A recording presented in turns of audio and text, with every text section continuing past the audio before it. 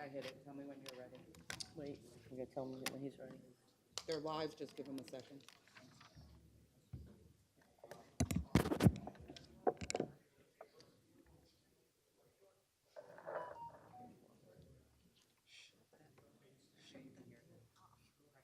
We're good? Yeah, that's kind of hard.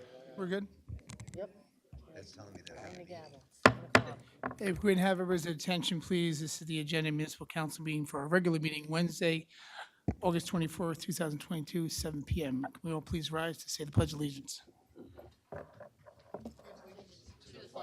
Of the United States of America, and to the republic for which it stands, one nation, under God, indivisible, with liberty and justice for all. Madam Clerk, roll call. Councilmember Brescher. Here. Councilmember Coyle. Here. Councilmember Harris. Here. Councilmember Patel. Here. Councilmember Patil. Councilmember Pointer. Present. Councilmember Ship Freeman. Here.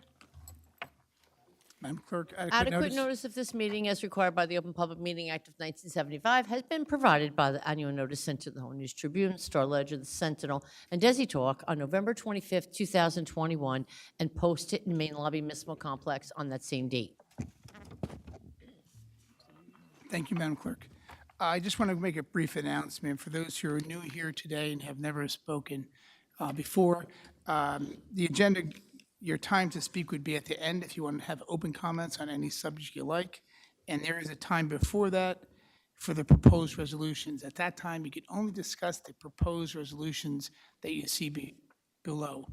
I'll remind you if you do make that mistake, but if you do want to speak, it's going to be at the end. I apologize that everybody has to wait to the end of the meeting. Madam Clerk, will continue approval of the minutes for Wednesday, July 25th. Can I have a motion to approve? Motion to approve? Ms. Harris, and have a second, please? Second on the minutes?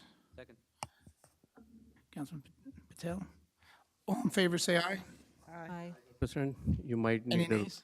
you might need a roll call because I was absent. Okay, we'll do a roll call. He just abstained. He was absent.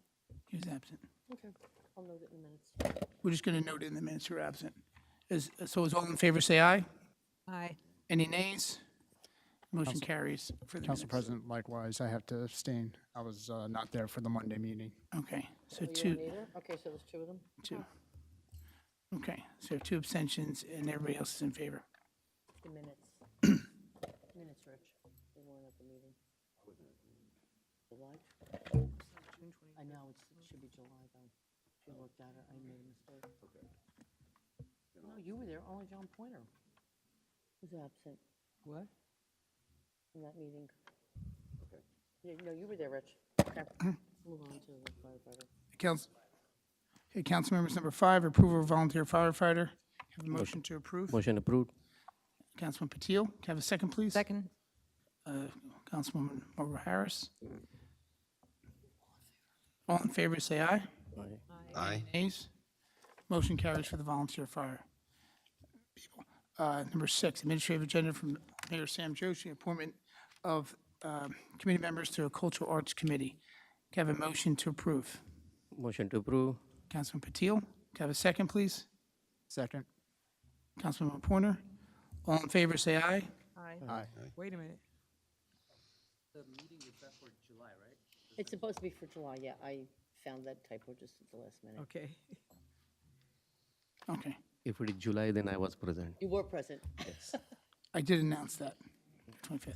I attached July's and just realized today. Okay, So, Council President, on the appointments to the Cultural Arts Committee, I don't think you've had a vote yet. okay. Cultural Arts Committee, all in favor, say aye. Aye. Aye. Nays? Motion carries for the appointments for the Cultural Arts Committee. Thank you, council members. Council President remarks, as I mentioned before, for those who are here for the first time, it's open to the public at the very end. And if it's possible, and again, each one of you do have 6 minutes and you have a 3-minute rebuttal. If people have come up and repeat the same thing you've said, just in lieu of time of others and those who are waiting, listening, and trying to get through the meeting, if you can just offer a courtesy to say something different or just say that you support the person behind you. Will just help the meeting. But again, you have your right to speak your 6 minutes. Number 8, for new business, Madam Clerk, read ordinance. Ordinance amending Chapter 34 Stormwater Pollution Prevention Plan, subsection 34-D, Stormwater Control. Can I have a motion to introduce? Council President, Yes, Councilman Patil, you have the floor. I move this ordinance be passed on first reading, published according to law for further consideration and public hearing set down for September 14, 2022. Can I have a second, please? Second. Councilwoman Margot Harris, second. Madam Clerk, roll call. Councilmember Brescher. Yes. Councilmember Harris. Yes. Councilmember Patel. Yes. Councilmember Patil. Yes. Councilmember Pointer. Yes. Councilmember Ship Freeman. Yes. Council President Coyle. Yes. Clerk, read ordinance. Ordinance amending Chapter 14 Building and Construction, subsection 14-2, Site Improvement Permit. You have a motion to introduce. Motion to introduce. I move this ordinance be passed on first reading, published according to law for further consideration and public hearing set down for September 14th, 2022. Can I have a second? Seconded. Councilmember Patil? Patil? Any council comments? There's no, Councilmember Brescher. Yes. Councilmember Harris. Yes. Councilmember Patel. Yes. Councilmember Patil. Yes. Councilmember Pointer. Yes. Councilmember Ship Freeman. Yes. Council President Coyle. yes. So,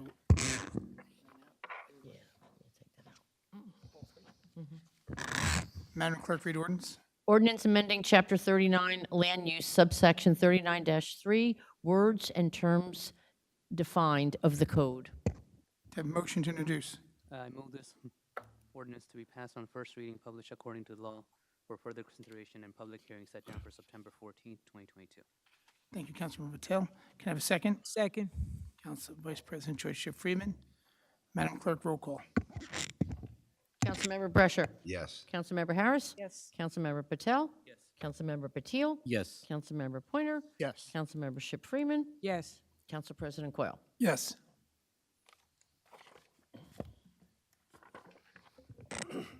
Clerk, read ordinance. Ordinance amending Chapter 37 zoning, subsection 37-64.4, zoning permit fees. Can I have a motion to introduce? Council President, Yes.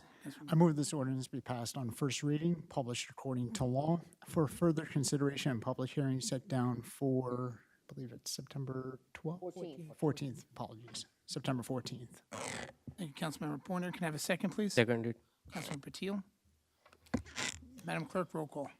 Councilmember Brescher. Yes. Councilmember Harris. Yes. Councilmember Patel.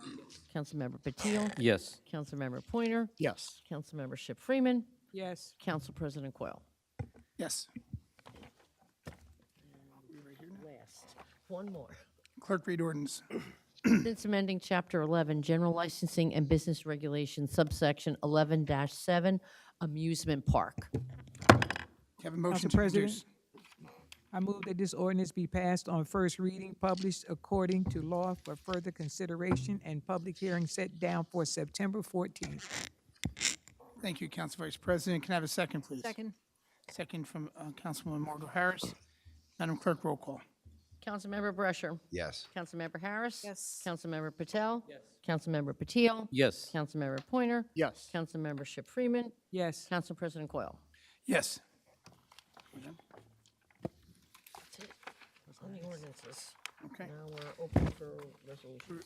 We're going to open the public portion to comment on the resolutions only. This is what I mentioned before for those who are new here in the room. This particular section is on the resolutions only, what you see before in section 10 from R 499 all the way to R 560. Okay, so we can open up the public portion for the resolutions only. Former Councilman Massaro. Here, the list is for later, right? Thank you, Council President. I'm Tony Massaro. I live at 86 Laurel Hollow Court in Edison. You have the floor. Thank you. Same question from 554 to 558. The traffic signals. I don't know what, and I guess I should know, but I don't know. What's a preemption agreement? Yes. Thank you, sir. So these are agreements between the county and the municipality so that they coordinate the traffic lights in the event of an emergency. They're able to preempt the lights so that the emergency vehicles can pass through safely. Outstanding, thank you. You're welcome. Thank you, Councilmember. Anything else? Yes, gentleman in the back. Is that Bruce Diamond back there? Raise it. Yeah, it's Bruce Bruce, Diamond. okay. I can't see behind Mr. Tar.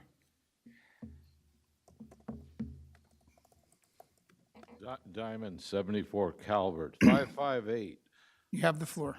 558, when will they put the light up at Warwick? I believe. Sonia, do you want to try to take a swing at that? I'll have to get back to Mr. Diamond tomorrow. Okay, I'm sorry, we don't have the answer today. It's kind of disappointing, no offense, I recognize the BA is new, but I'd like to see her come better prepared that we get answers that day rather than waiting 3 weeks for an answer. We'll work on that right away. Thank you, Mr. Diamond. Anybody else from the public on the resolutions only? Yes, please. Thank you, Council President. Nick Fagan, 42 Edgewood Circle. You recognize you have the floor. Thank you. 513, I think it is, the building supplies with Lowe's. I noticed that maybe it's a state issued contract. Was there any opportunity for any other bidders local to Edison, Edison Hardware, to bid on those instead of a company out of North Carolina? Which number is that? Sonia, do you want to? 513. We do use Lowe's since they are on state contract. Usually the equipment is readily available, and that's why they're used often. Okay, so it's a state contract and it wasn't bid, because it didn't mention anything about a bid in the resolution itself.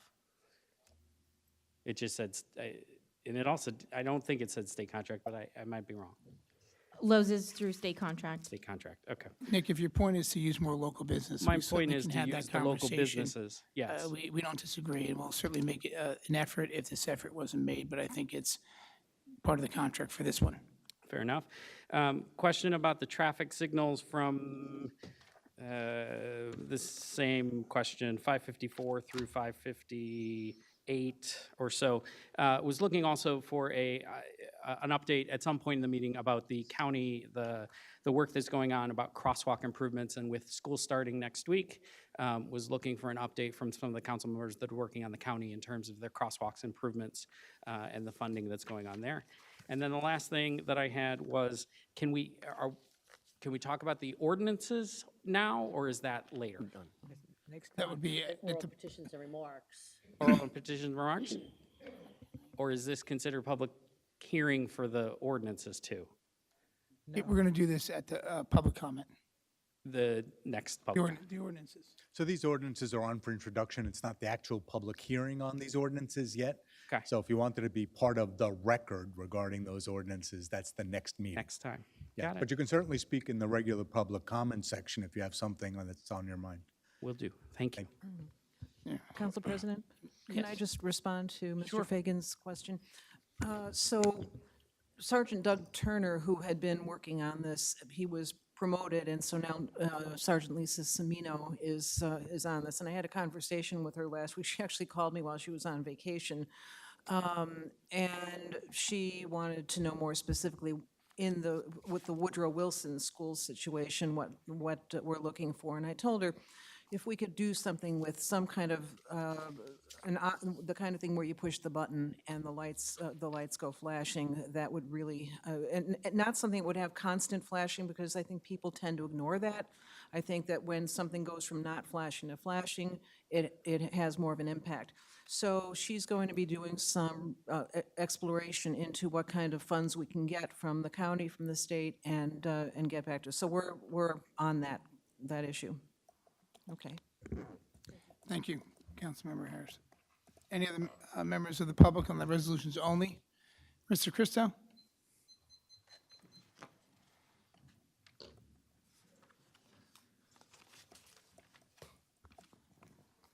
Thank you.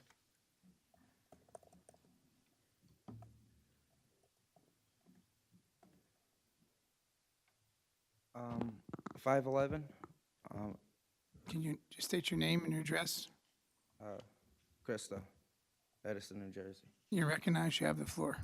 Resolution authorizing the mayor and township clerk to execute memorandum of understanding between township and local union 27, International Association for Sheet Metal, Air Rail, Transportation Workers, North America, for use of temporary employees. I want to know what these temporary employees are going to be used for. Are they gonna, are Edison employees losing their jobs so we can hire union people? I'd like you guys to answer that. It's an as-needed contract. Well, I'm against this. We have lifelong residents here that they've been working out here and they're losing their jobs to new firms like that security firm that gets paid even more money. Why we have a security firm when we're in a building of cops, of police officers, yet we're gonna pay a security firm to sit in the chair with a gun while they insult our residents. Does the security firm still work here, Edison Township? Mr. Christo, you're talking about 511, correct? Yeah, I'm just using that as an example Okay. because normally we would have our own township employees that would sit downstairs. I forget their names. But it was the two guys, you know, they used to sit down there. They work for the Department of Public Works. Did they lose their jobs? Were they outsourced for a union? No, no one has lost a job. Union people that we got to pay more for them? No, no one has lost a job. I'll wait for Brescher. Brescher always says the truth, so I'm going to wait to hear what he says. R509, resolution awarding an emergency contract purchase order. Fire suppression system, $115,000. When I heard Councilman Brescher speak about this, it seems like this whole building is going to need more than $115,000. And I just wonder why we're spending funds on something like a community garden, a fake community garden, rather than taking care of our senior citizens. I'll speak about that later. I'll speak about because there's more I want to say, but you're going to cut me off due to resolution.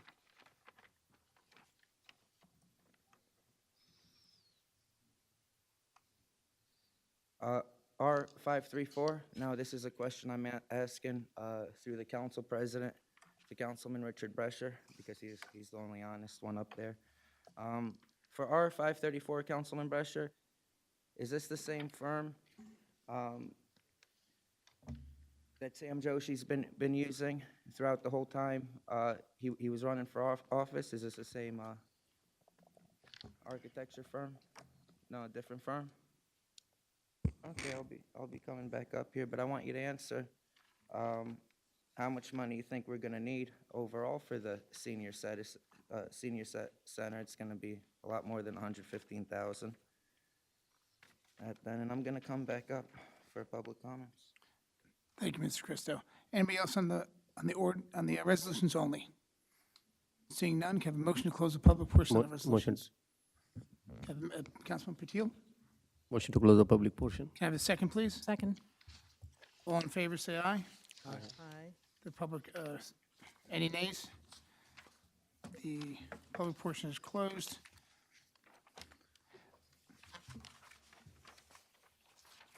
Council members, anyone would like to pull a motion from the consent agenda? From my left, Councilmember Pointer.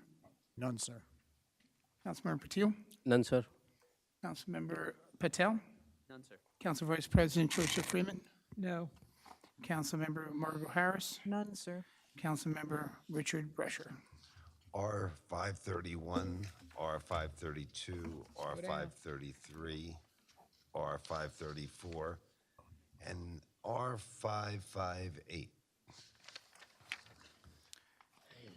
And you could do R531 to 5R34 together, if you'd like. Say, so you want. Councilmember Brescher, I'm just going to do this with the clerk just to be clear. At 531, 34. 32, 33, 34, Yeah. and 58, correct? And You said you could do it 58. one, Okay. Right. and then you said 58. Yes. 58. Yeah.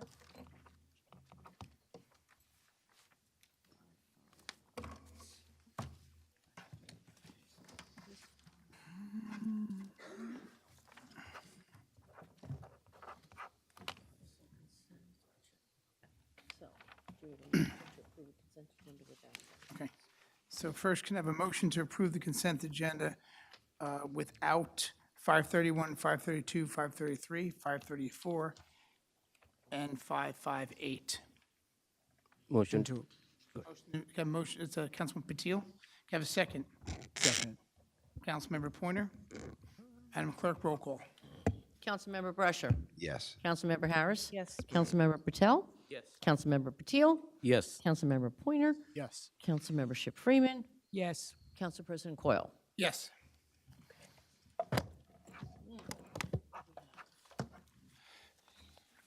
Council members, let's give the clerk a few seconds. 531 through 534. Okay, right. Okay? Council members, we have 531, 532, 533, and 534. Councilmember Brescher. Yes, I wasn't able to discern whether the total amount of engineering fees is under 15%. Like, in my mind, to design a building or any structure, we should be somewhere 10%, not 20%. And I wasn't able to substantiate the total dollar amount for the cost, and then all of these added up, because I don't have the costs. Thank you, Councilman Brescher. Madam Clerk, let the record reflect the councilman's comments in the minutes. Can I have a motion to adopt 531, 532, 533, and 534? Motion to adopt? Councilmember Harris. Can I have a second, please? Seconded. Second, Councilmember Patil. Madam Clerk, roll call. Councilmember Brescher. Abstain. Councilmember Harris. Yes. Councilmember Patel. Yes. Councilmember Patil. Yes. Councilmember Pointer. Yes. Councilmember Ship Freeman. Yes. Council President Coyle. Yes. Okay. Next one is 558. 558, council members, Mr. Brescher. Yes, I was just made aware that I guess somebody's deciding that we should put a traffic light on Oak Tree Road and Warwick Road. I mean, I don't stand for us putting traffic lights up all over. We have one a quarter of the mile in one direction, a half mile in another direction. And what we're going to do, in effect, and I'm not a traffic study person, but anybody that lives there is going to tell you that a lot of traffic now is going to be going down Mount Pleasant to avoid this light. So if you're going to try and skip this light, you're going to go, like if you're coming from where I live by J.P. Stevens, all them kids coming out of school are going to drive down Mount Pleasant instead of going to Oak Tree and making that turn. So I do understand that this is just to make this part of the preemptive signal, right? So that when first responders go, it's going to change it. But it hasn't even come to us yet. So I'm looking to make a point in telling who's ever deciding this that I'm not in favor of this. This when is the comes street forward. right next to Divine's Pharmacy over there, right? Yeah. Yeah. Yeah, it's at T intersection. Fundamentally, Councilman Brescher, I disagree. I said, will reflect the record with your comments. I think that area has got a lot of traffic going there, and I think it could be. It does, and I know that you're the Clara Barton guy, right? So you don't come up to my end too much. But I will Listen, tell you I'm this. giving you a traffic light, so I mean. I go to Dunkin' Donuts every morning, and it's very easy to pull out and make a turn because the timing of the lights between Oak Tree and Plainfield is timed in a way that there's a opening. You have to wait, but you would have to wait if you put a light there anyway. You know, if you put a light there, you're waiting anyway. So it's not like I can't see how this is going to help. I just think everybody in that Mount Pleasant side, you're going to make their lives miserable. So, Council President, Can I ask, Sonia, who did the traffic study on that, on This- Warwick? And just to make a comment, this is a county project.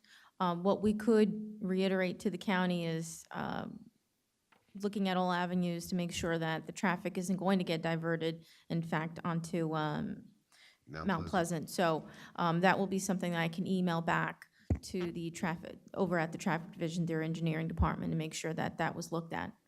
Thank you. Council members, can I have a motion to adopt?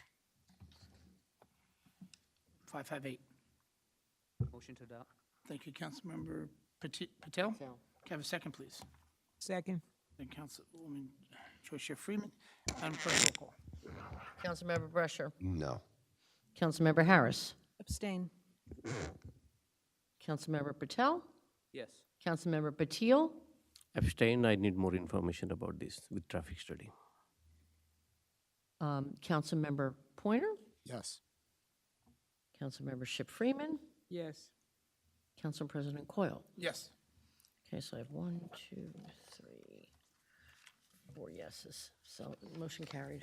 Thank you, council members, for your support on this agenda, and thank you for your comments. And Madam Clerk, just make sure the comments are noted in the minutes, please.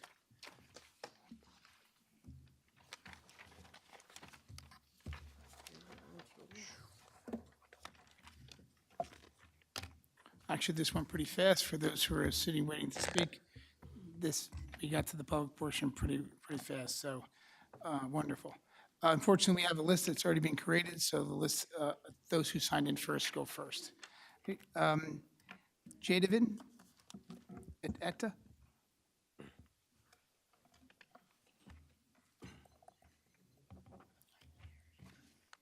And just again, just a brief comment for those who may make comments on the same subject. If you can offer a courtesy to not repeat the same thing and offer something else to the content, that'd be wonderful. However, you do have your 6 minutes, you have the right to speak. Your name and address, please. Yeah, Jayadevan Atta, 133 Prestwick. You recognize you have the floor. Thank you. I don't come to the council meetings. It's been maybe many years since I presented myself here. What brings me here is that certain statements made by some members of our community about the India Day parade and comments on the law and order situation in another country, describing it as a hate-based activity happening in another country. I listened to the statements of people who were present here on Monday's meeting, from the public, who I carefully listened to them, and I feel certain false information and narratives were presented about hatred in our community here to misguide the respected council. My question to the council is, how all of you came to the conclusion that a symbol of hate was presented on the India Day parade in the form of a bulldozer, when in fact the reasoning behind that was totally opposite, was how law and order was properly applied in India. But I do not want to comment on something happening in another country. I am a citizen of this country, but I shouldn't be commenting, but I wanted to clarify that. And also, another question to the council is, will any attempt be made by the council to verify the statements made yesterday, statements made on Monday's meeting by the public are really true, or some false information has been presented? And the last thing I would like to say is, there are a lot of unanswered questions from the meeting on that day, and the council should be careful not to make premature conclusions without ascertaining the facts. Thank you. Thank you. Your questions will be answered at the end of all the comments. We did note your comments just now. Okay, thank you. Okay, no problem. Next person. I'm sorry, I can't read this. Gopi, possibly? Spell it.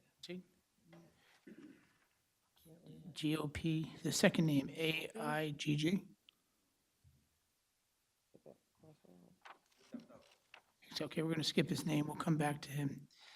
Imtiaz Sinwak.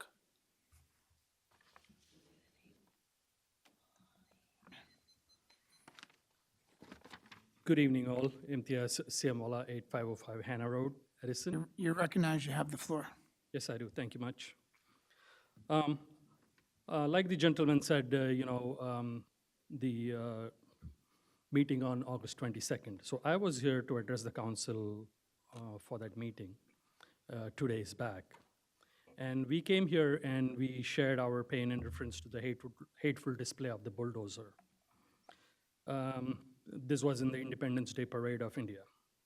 And I truly appreciate, the council give us a year and understood the seriousness of the situation. And basically, every council member. Excuse me, I'm sorry, but you can't disturb the meeting from the back of the room if you have census. Excuse me, just if you don't mind, sir, I'd like to explain. Anybody in the public has the right to film? Sir? Sir, I know you may find it disturbing someone's taking photographs. Unfortunately, this is public space. Everybody has the right to take a photo or film the meeting behind the tape there. I apologize if you feel it's not something you enjoy, but I'm sorry, they have a public right to take a photograph. I'm sorry. Okay, you may continue, sir. All right. So like I said, I was here on the 22nd. Did you stop the clock for him? Okay, thank you. And so we presented what we had, our experience of a hateful display. Some of my friends may not agree with that. That's okay. We were here, the council gave us a year, and they understood the seriousness of the situation. Most of them except Mr. Ajay Patil. Mr. Patil asked us not to bring Indian politics to US and not to make a big deal about this issue.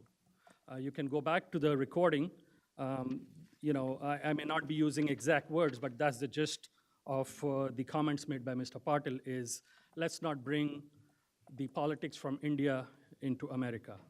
Now, if he's a smart man, he will ask himself this question: who brought the hate politics to America? The people who displayed the bulldozer in the parade, or the people who came to protest against it?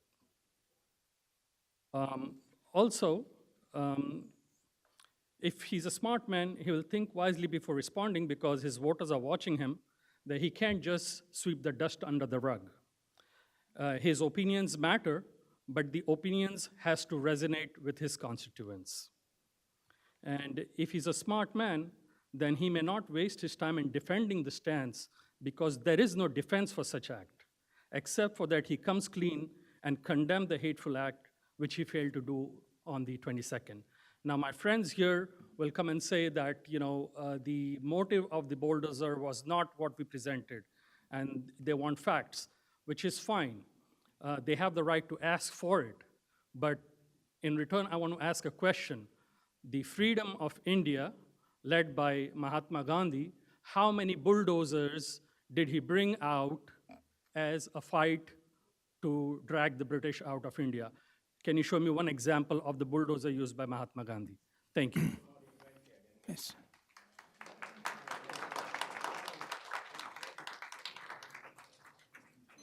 So if we can reserve our comments to the end so we can get through this meeting, you're certainly welcome to comment at the end. Next person. We had someone who may have been outside, Gopi. Did he come back in or not? He signed in first. I have Gopi, ATGG. Okay, I'm going to pass his name again. Niaz Khan.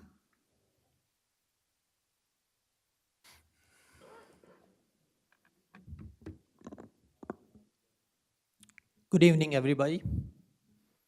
You're right. My name is Niaz Khan, 6 Peace Street. In Edison? Yes. Okay, you're recognized. You have the floor. Thank you. I was also there on Monday's meeting.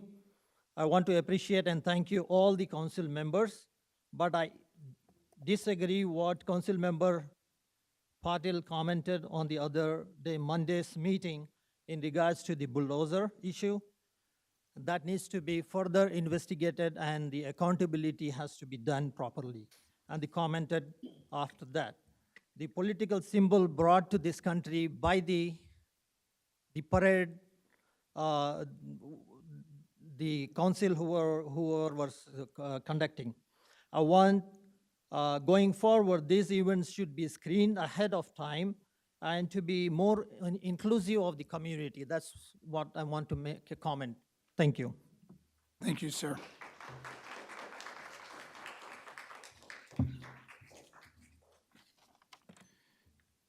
And then I have Jade.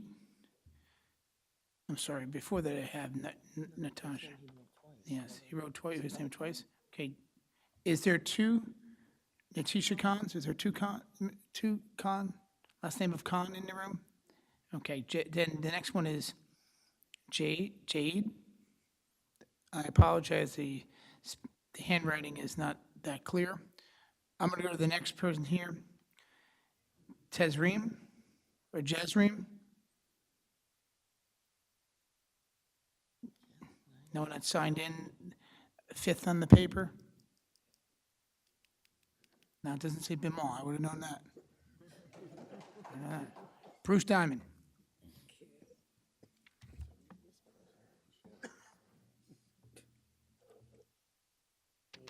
Okay. Diamond, Calvert.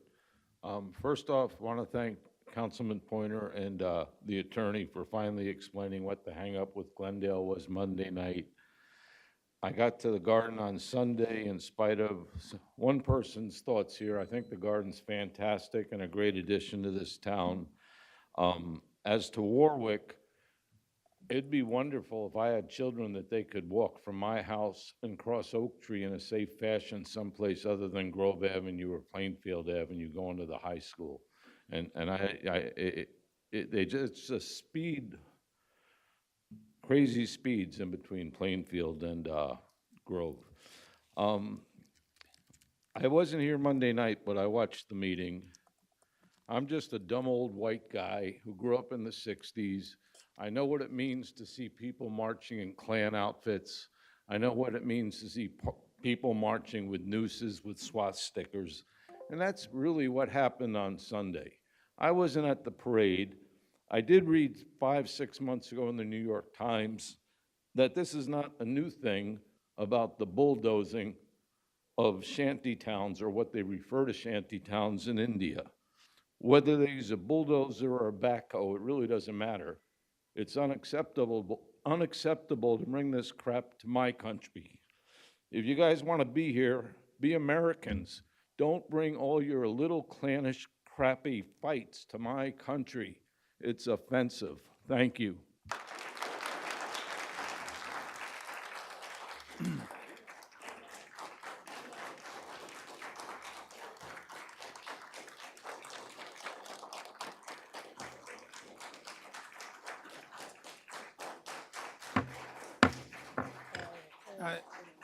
Joanne Heaton.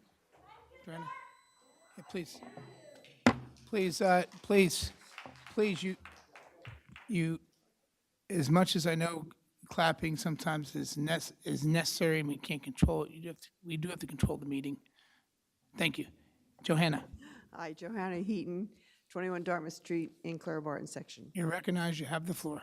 Thank you. This is the first time attending a meeting. I have watched them on TV. I didn't know there was one Monday. I did see the ending of it, but that's not why I'm here. I am here because of the senior citizens. I belong to the Clara Barton Senior Social Club, which has been in existence since 1955, I think. We did have a place to meet, which is now gone, and Edison has given us the senior building on Woodbridge Avenue. We were notified, or I was notified later, that our meetings are held on Tuesdays. And I found out through the phone call from someone that we no longer can go there because, well, first of all, we were going there and they started redoing the bathroom. I heard about that. And when we went there, it was all plasticed off. They were working on it. And when they finished it, the bathrooms, supposedly the toilets were like for children, not senior citizens. If they sat down, they couldn't get up. So that was one issue. Then we found out we couldn't go back. They moved everybody out of the building. They shut the phones off. And okay, so now what do we do? We are not part of the seniors in Edison. We are the social club in Clara Barton. like I said, it's been in existence since 1955, I think. And it's older people. Some don't travel, some take the bus to the meetings. And now we are sort of stuck. And I was wondering what was going to happen to the building if we are going to go back there. We do have lockers, so to speak, with our information, and not our information, but our table things that we used to. We used to have coffee, we used to have tea and food and things like that. So our plates, all our utensils are in these lockers. And I was told that we can't get to them, we can't have them. Now, I don't know if we're going back to the building or not. I hope we are, because it is a nice building, and I think it serves its purpose, even though we're going to have a new one. But that's a concern of mine. The other one is the streets. I just talked to Joyce before I came in, and I was concerned about, first of all, the sidewalks on Turnpike to Woodbridge Avenue is the 5 alphabet streets where I live. The sidewalks, I'm not sure who's responsible for them, whether it's the township, whether it's the people who own the houses that have the sidewalks, but they're horrible to walk on. I tripped and fell on someone's driveway, walking on the driveway on the sidewalk, and I fell on their sidewalk, their part of their driveway, because it was cracked and whatever brought up. So that's a concern of mine, because people are now moving into my area with children and carriages, and they're walking up and down the sidewalks, and they're not, the roots of the trees have brought the sidewalks up, and it's very inconvenient. We do have the little driveway street, I'm not sure what they call that. I walk on there because I don't want to be tripping on the sidewalk. My other concern was the highways, getting on and off into Edison, whether it's 287, whether it's Route 1, whether it's the Turnpike. I think, and it's all over Edison. I think everybody here, if you live in Edison and you're driving with blinders. You do know people in government, if it's a county road or a state road or whatever, you've got to get in touch with someone about this, because the garbage on the side of the roads is disgusting. Yes. It really is disgusting. I've seen it even leaving here when I get on 287 to go home, because that's the way I like to go. There's so much garbage on the side of the road. It's just horrible. I just came up, I drove down to North Carolina and back. And I'm telling you, the highways and byways, getting off the highways, just getting on the Turnpike in New Jersey makes me cringe sometimes, because I don't know what I'm going to see or what it's going to be. But somebody has to start talking about cleaning up the entrances into Edison Township and around Edison Township to make it look presentable, because to me it doesn't. So thank you very much. Thank you. So, Sonia, do you have a timeline on the senior center? Now that the resolution was adopted, we're going to go ahead and start the contract with Allied to move the project forward. I haven't been given a timeline with the demand of supplies. I know it's a little bit dicey, but we are restructuring and where the services are being offered. I will follow up, though, with regard to what is happening with the lockers and things that are in there, and if we can work something out with the group. So I'll have our health person follow up. Thank you. Yeah. Are you going to use the Toth building at all? What other alternatives places the seniors are going now? Is that posted somewhere? The Claire Barton First Aid Center, that was one of the locations that we're looking into. I know there was a question with regard to the senior Meals on Wheels, Yes. and that was one of the alternatives. So that's something that we're looking into. And I'll follow up with any of the locations that may be more reachable to people. If you could please post it on our website. And just to reiterate, our calls are being forwarded to our health department. In any case, if the calls are not being answered, if they could call our office, my office, to make sure that we are answering that, call the administrator's office or the mayor's office. Okay, thank you. Thank you. Thank you. Where were we here? Mohammed, I can't pronounce the pronunciation of the spelling here, Mohammed. Okay. Thank you, Council President, and good evening, everyone. Mohammedullah, 4 Maryland Avenue, Edison, New Jersey. You're recognized. You have the floor. Thank you so much. So this is an honor to be here, and just to give a little background about myself, living in this town for 22 years, peacefully, a law-abiding citizen. My 3 children, they went to the elementary school, middle school, high school, and now and one completed the college, 2 are in the middle, pursuing their colleges. Living in this town, enjoyed this peaceful life, living in harmony with all kinds of people, got a lot of good friends with, with all the different faith and religious background. What I, came to know about this, what happened in the parade, did bother me, to learn that we know better.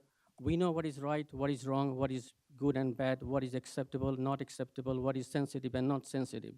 So with that, and I will echo one of my previous speaker, he mentioned that we should know better to leave all the negative aspect of this hatred behind where we came from. This is America. We are all American. I hope that we'll come to our senses, live in peace and harmony, be respectful to others, and live peacefully. Thank you. Thank you.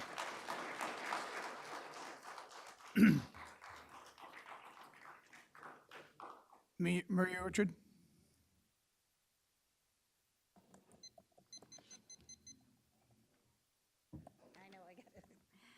Maria Orchid, 83 Jefferson.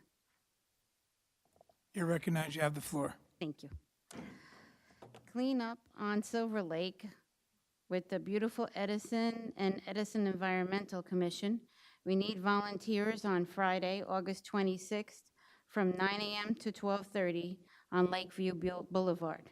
We've been at this location twice before, and any assistance would be appreciated. Our first house party, August 27th, Lake Papiani. Looking forward to a DJ's from 12 to 8. Schools will be open on September 6th, so please drive safely. Any updates on our crossing guard situation? And then the before and after care from our recreation department. I would love it if you could put a light on the Boulevard of Eagles and Old Post Road. Thank you to those who came to celebrate the Edison Community Gardens. And we always look forward to other programs, so please stop by and say hello. Plays in the Park will be a free concert on Labor Day, September 4th at 4 p.m. in Roosevelt. The reason why this meeting is going so well is because we had a Monday meeting to work on the resolutions. Thank you. Thank you.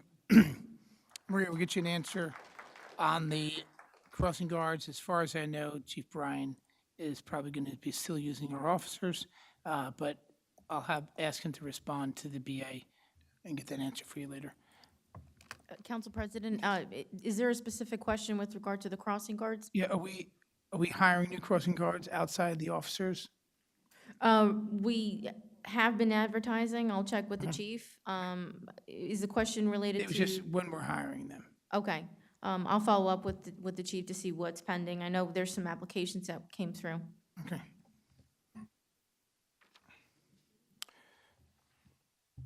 Okay, Mohammed Nazir?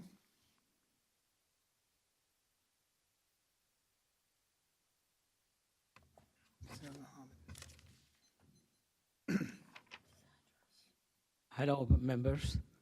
This is Mohammed Nisar, 1895 Oak Tree Road, Edison. I have been in Edison. You recognize you have the floor. Yeah, no, I have not been. This is my first. I said you recognize you have the floor. Thank you very much. I have been in Edison since 1977, close to 45 years.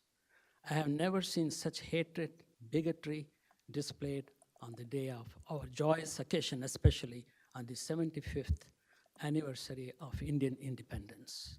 We were very proud but we are dismayed and hurt.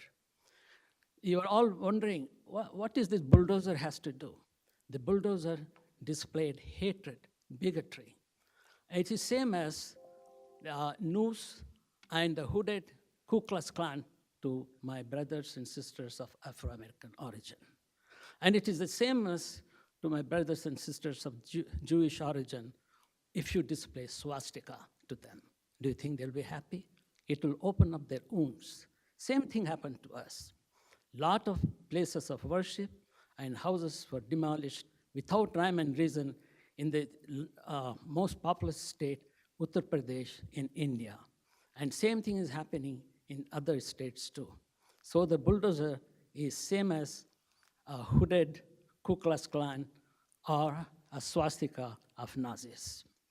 The second thing is, this is a very well-planned, racist and hatred demonstration of the Indian Business Association.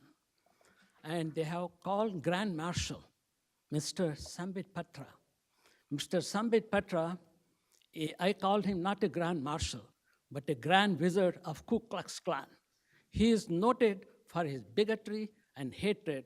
And if you watch on Indian channels about his TV debates and in YouTube, he just spews venomous hatred. And he hates the minorities of India, the Christians, the Muslims, and the Sikhs, and so on. So to call such a person as a Grand Marshal is an insult to the 75th anniversary of Indian independence. So these are the things I would like to air and want you to know what it symbolizes, why the Muslim minority is hurt. I have one question to one of the members of the council, Mr. Patel. Is he associated with Indian Business Association? Does he hold any official position? If so, please clarify and give a candid statement. Thank you very much. Have a nice day. Thank you. Any questions to council members will be answered at the end of the comments. Next on the list. Georgia? Sweeter?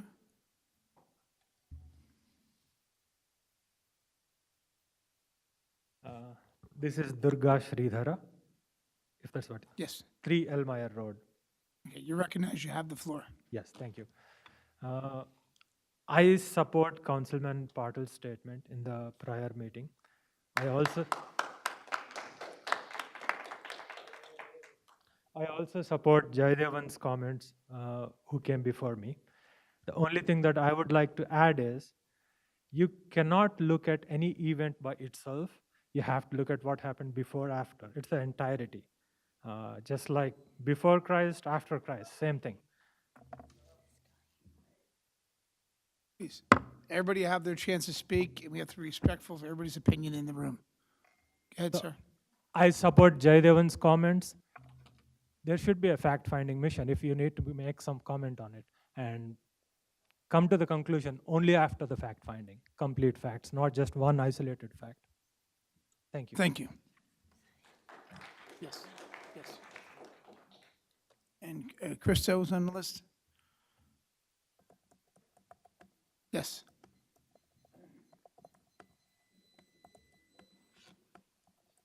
Thank you. Am I recognized? Your name and address, please. Krista, you just said it. Am I recognized? You recognize you have the floor. It's come to my attention, Mayor Sam Joshi administration, along with the Edison, New Jersey Police Department, has chosen to make it difficult on much-needed volunteers who selflessly sacrifice their own resources, including time and money, to fight pedophilia in your jurisdiction. Not a good look for the mayor, police chief, or town council. Unfortunately, this has become necessary all over the country because police departments all over America have not kept up with the problems of our times. Every police officer everywhere should have been monitoring apps and websites for illegal activity since the onset of the internet. Now, 30 years gone by, your failure to do so has encouraged an epidemic of individuals who have little fear for being caught for preying on underage children. It has got to the point where the public has become fed up with their children being at risk due to police department's inability to address this problem. We are not interested in the tired excuse of lack of resources, because I'm willing to bet there are plenty of resources to pay your staff to sit by the side of the road waiting for John Q. Citizen to commit the vile offense of driving 6 miles over the limit, or to have police officers at a town hall meeting. The nerve of you to make it difficult for private parties who have decided that they are tired of waiting for you guys to do your own job, so other people have decided to do it for you. Unless this is rectified quickly, I myself intend to put your town council, mayor administration, and police department who adopt this pedophile-friendly posture on full blast. I promise you, it will not be a flattering look for Mayor Sam Joshi, each of you on the town council, or the Edison Police Department. About the racism in town. You know, there were racist flyers in 2017 where leaders of the Indian and Chinese community, political leaders, generated racist flyers threatening to deport their very own people and then blaming it on the rest of the residents. 2019 came along. There were more racist flyers that no one speaks about, calling Muslim people jihadis and 9/11 supporters, and no halal food in our schools. You look now, the serious display of the bulldozer. I feel the bulldozer incident would have never happened if you guys up there, Mayor Sam Joshi, the Woodbridge Town Council, the Woodbridge Mayor, if you all refused to give the IBA their permit last year. I brought this up to you guys, and you still went ahead and rubber stamped their permit. So when you guys are up there saying, oh, well, I didn't know, you guys knew very well what these people keep doing. We need you guys to accept people on the Human Relations Committee. You refuse to accept people on the Human Relations Committee. Why is there no Muslim representative on the Human Relations Committee? Why is there no Orthodox Christian representative? Why is there no representative of the Jewish community? Why do we not have, to the lawyer, why do we not have a civil rights committee? Under the E-Code, by law, we're supposed to have civil rights committee. I want to know why the fire chief was suspended. I'd like to know if there's any updates on the sex scandal that has rocked Edison, New Jersey, about the Mayor Sam Joshi sex scandal.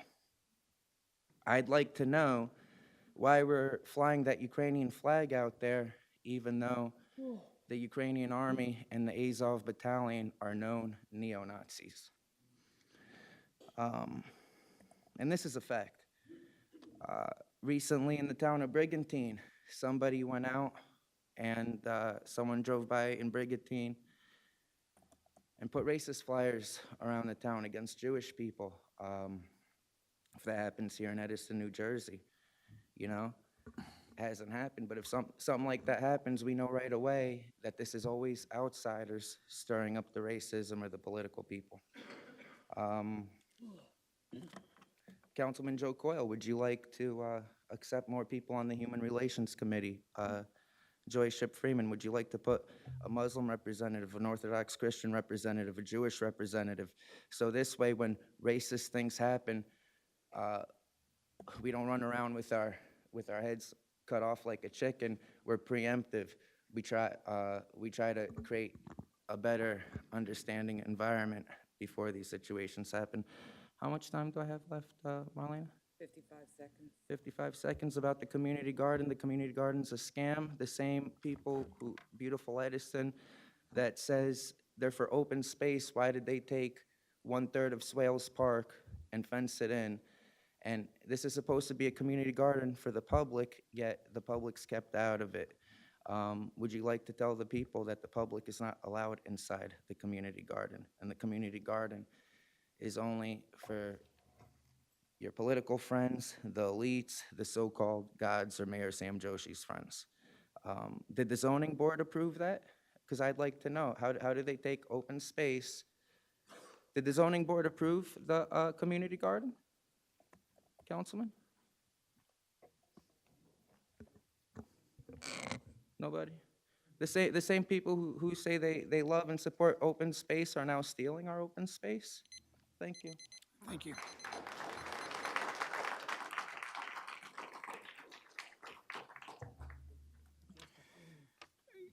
We're off the list.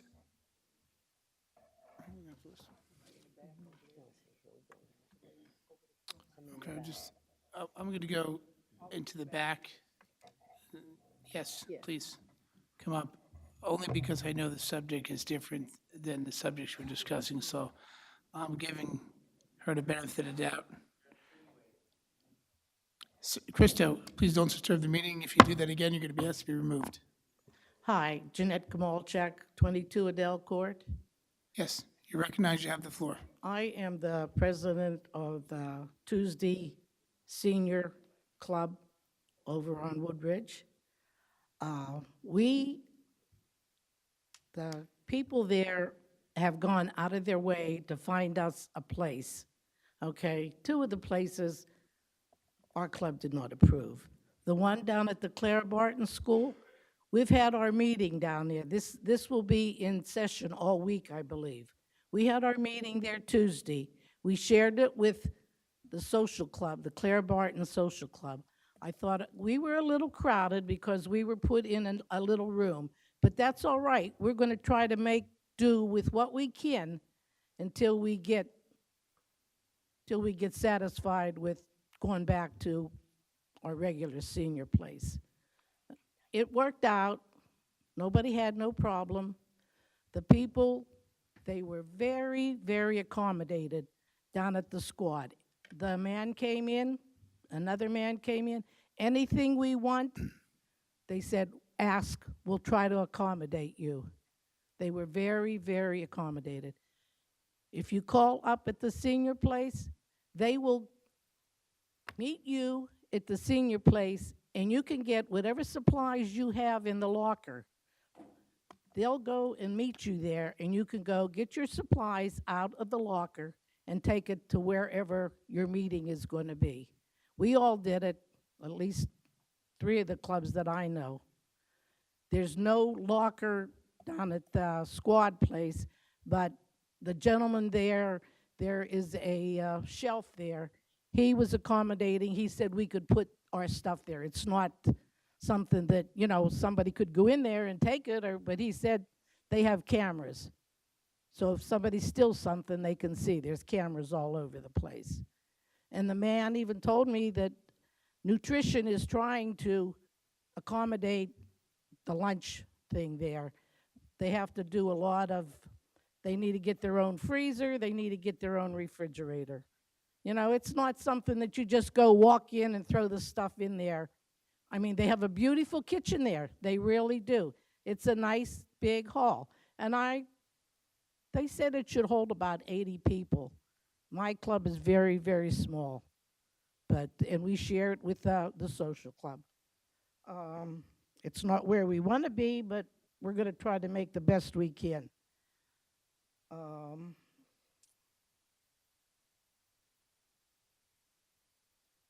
Like I said, if you call up the senior center, Brianne and Denise, they have gone out of their way. When this was going on, they must have called me like 4 times in 1 week, trying to get everything. They tell us what's going on. They tell us, meet you here, meet you there. It's a shame. Band-Aids and gray tape don't fix a building. That's all I got to say. Thank you very much. Thank you for comments. Mrs. Sweeney? Rich Sweeney, 313 Sutton's Lane. At the last meeting I was at, Council President, you had asked the business administrator about the Amazons making left and rights to River Road and Stelton Road rather than coming through the community. I'd just like an answer of what's been done. Sonia, did we get an answer from engineering on the warehouse down off of Sutton's Lane and their resolution and the notes on it that they can't make a left-hand turn? I'll have to follow up with them tomorrow. I mean, you asked her at the last meeting, it takes this long to get an answer. It mean, should. it's a shame. and It's a shame. I apologize, Mrs. Sweeney. It's not your fault, Tomorrow Council morning we'll President. get you an Council answer. President, it's not your fault. You asked the business administrator, it's the administration's fault. You know, because it's not fair to everybody that lives in that community that we gotta breathe this carbon monoxide, you know? It's bad enough, you know, everybody knows the traffic since you open up them gates by the bridge on Sutton's Lane. It was like, you know, the pearly gates. You know what I'm proud tonight? To see this many people come out and support, what, I don't know anything about the bulldozer, to be honest with you, you know? But this gentleman, he's gonna school me on it. But I'm really proud to see people come out like this. I mean, I haven't seen this many people in the council chambers since they hired that police director. I forget his name, and this place was like swarmed with people, you know? Now, when it comes to the senior center, I expressed myself about the suppression system. And the thing is, who was supposed to maintain and inspect this? Do we know? Because they should be liable for this. They should be liable. We shouldn't be paying $115,000. Whoever was responsible to maintain, because by law, you have to maintain that. And can you ask the business administrator who was maintaining and checking pressures? And because I don't think we should pay the $115,000. Whoever was responsible for the inspections and whatever, you know, or the fire company that was hired to maintain. By state law, you got to inspect these things. You know, at least I did when I worked in high rises in New Brunswick and buildings in New Brunswick. You know, Sonia, do we have an answer on that? The maintenance of the actual suppression system, it is the responsibility of the township. It is an old system, and once we went in and did some construction, we found that there were some issues, there was some leaking within the system itself, and that's why we're taking the action we are. You know, I find it awful funny. A guy's putting toilets in, picks up on a sprinkler system. I find that funny. I mean, in my line of work, the toilet guy doesn't comment on the sprinkler system. He fixes the toilet and gets out of town. But the township is responsible for this? We own the pipes in the building. I understand you utility own the itself, pipes, so- but they're supposed to be inspected by state law periodically. And it's a shame that, see, one of my concerns with closing this building down, some of these seniors, they go there to talk. They don't have nobody at home, they want to talk. And the other thing is, the dollar amount for the lunches, you know, is somebody supplying these $2 lunches? I don't know. I'm a senior myself, but you know, I eat at home, you know. But the thing is, I'm really upset with this suppression system. And is this why the chief was suspended? I couldn't answer the personal matters. I understand that, Council President. But really, I'm really proud of this guy. You know, we lived in a very diverse community, you know, and, you know, I'm a fan of Sam Joshi, the mayor. You know, people can I thought you get were up. going to say Joe Coyle. I'm a fan of yours when you run for that assembly seat when Daigan steps down. Okay, we got your I'll building. support you. How I'll about that support building? you, Joe. How's You the and- building? You and I had many to-dos here, but I'll support you because We painted the building. through the chair to Council Brescia. Councilman Brescia, you and I had a lot of to-dos here over your time here, you know, and you called me a political crony and whatever. But as a taxpaying citizen, I think you're doing your job because you're asking questions about where the money's going, how it's spent. And I appreciate that as a taxpayer. Thank you. Thank you, Mr. Sweeney. Bishop?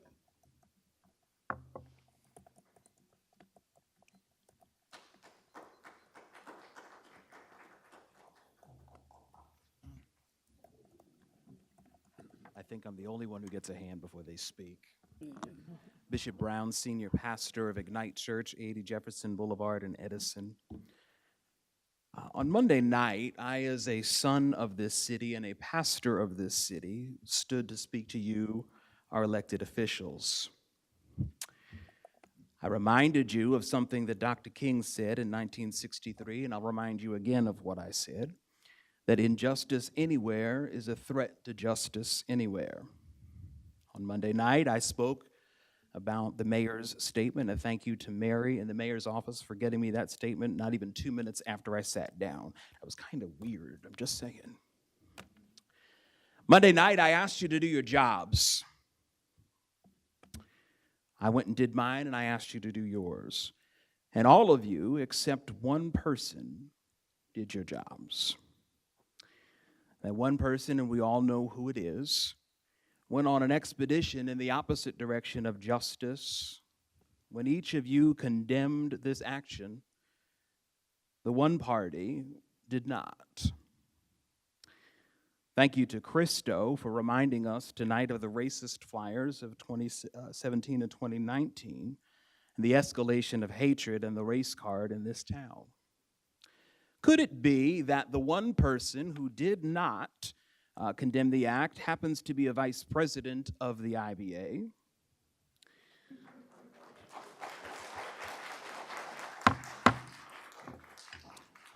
Could it be that that one person still does not care enough about our children who are upset? There was a young man who was in this chambers who happens to be sitting here tonight, who is 16 years old and is an Edison high school student, who was crying his eyes out here for his own safety on last Friday, and again is here tonight for his own safety. I've spent many hours as part of our Human Relations Commission, and there are members, I'm going to ask them to stand again tonight. There are members here from the commission as well. They have spent many hours as well listening to the concerns of citizens in this city. Now, you've heard it said on Monday night about lynching and murders. You've heard it said about hatred that continues to rise in this city. May I suggest to you, council members, the only way to get rid of the hatred is to get to a table and realize that we all have more in common than we do apart. Just tonight I learned from Ellen that when she moved in here in 1959, thank you, that the town was just as divided then as it is now. We have a serious problem. There are children who are going back to school next week who are in fear of walking in the schools because their hijab will be pulled off their heads. They are in fear because they will be looked at as a terrorist because of a bulldozer incident. But the only way that we're going to continue to get rid of this hatred rhetoric is in the immortal words of the now deceased playwright Jonathan Larson, may his memory be for a blessing. How about love? That's my concern tonight, is the love which you all sit in your chairs for this city and the love that you do your jobs with. How about y'all choose some love for your people that are out here tonight? Thank you. Thank you. Bimal Joshi. Bimal Joshi. Bimal.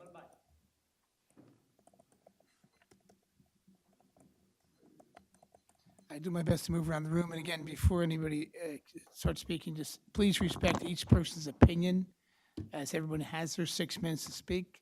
I appreciate if you don't comment while someone is speaking, to give them the free time of their own to speak their opinion. Thank you. Bimal Joshi, 11 Myrtle Street, Edison, New Jersey. You recognize you have the floor. Thank you. Thank you, Council President. I saw the meeting on Monday, and people came out and say there is a hatred and this and that and, ethnic cleansing and violence and this kind of stuff. Some gentleman just mentioned that, okay, Mahatma Gandhi did not use the bulldozer. Bulldozer was not invented at that time, just for the information, okay? Second thing is, I'm a community leader. I work in this community for the last 25 years, 30 years, and I know how this town works. I know how some community people come from South Brunswick and here and there and try to represent some community. I have a full respect for the Muslim community, but at the same time, if they try to portray that somebody is doing a hatred in this town, no, that is wrong. Now, let me tell you something about Mr. Patil, A.J. Patil. Yes, he is an Indian leader. He got elected, and he knows what he is doing. This is his second, and now he's going for the third term. He knows what exactly he's doing. He knows exactly about the India, what is happening in India. I have a question. Monday, some council member made a remark that if this would have happened, I would have been there. I wouldn't have been there. What they know about the India and what is happening in UP. The bulldozer was used for the politician and the businessmen and the people who were destroying the Indian property and who has encroached the land of the poor. To break that, the bulldozer was used. I don't care why it was used here and why it was here. Excuse me, sir, when I'm talking, Please, please, please. please keep a Please. silence. Okay? I'll So control the the bulldozer meeting. was used in UP because of that. In America also, when somebody is doing the illegal stuff, somebody is burning the property of the government, then government take the action. That was the action was taken by this bull, because at that time bulldozer was not invented. People were working with the shovel and brick and hammer and all these things. Now the bulldozer is there. Okay, so I'm just letting you know the people. Now, I have a couple of things to explain. Okay, I don't want to create a hatred in this town. I'm a resident of this town and I'm working with this town for a long time. But it's my sincere request to all the council member, before they make any comment on this particular thing, they should know the history of India. What is India and how India works. India is the largest democracy in the world. And our prime minister, if somebody try to disrespect our prime minister as a Hitler or something, they should know what is Hitler. What is happening in other countries, my neighboring country, we know that what is happening in there. They call democracy, but they don't have the democracy. They have a military rule. People did a ethnic cleansing, Hindu cleansing in Kashmir. Anybody came here? Anybody said anything? In 1999, 150,000 people were exodus from Kashmir. Do you guys know about it? Did anybody came and, oh, that was wrong? When 9/11 happened, how many people came out and said that, no, this was wrong, we should not do it? How many people came out and said that? Very few or no one. People are talking about, okay, peaceful atmosphere in Edison. Yes, we believe in that. Okay?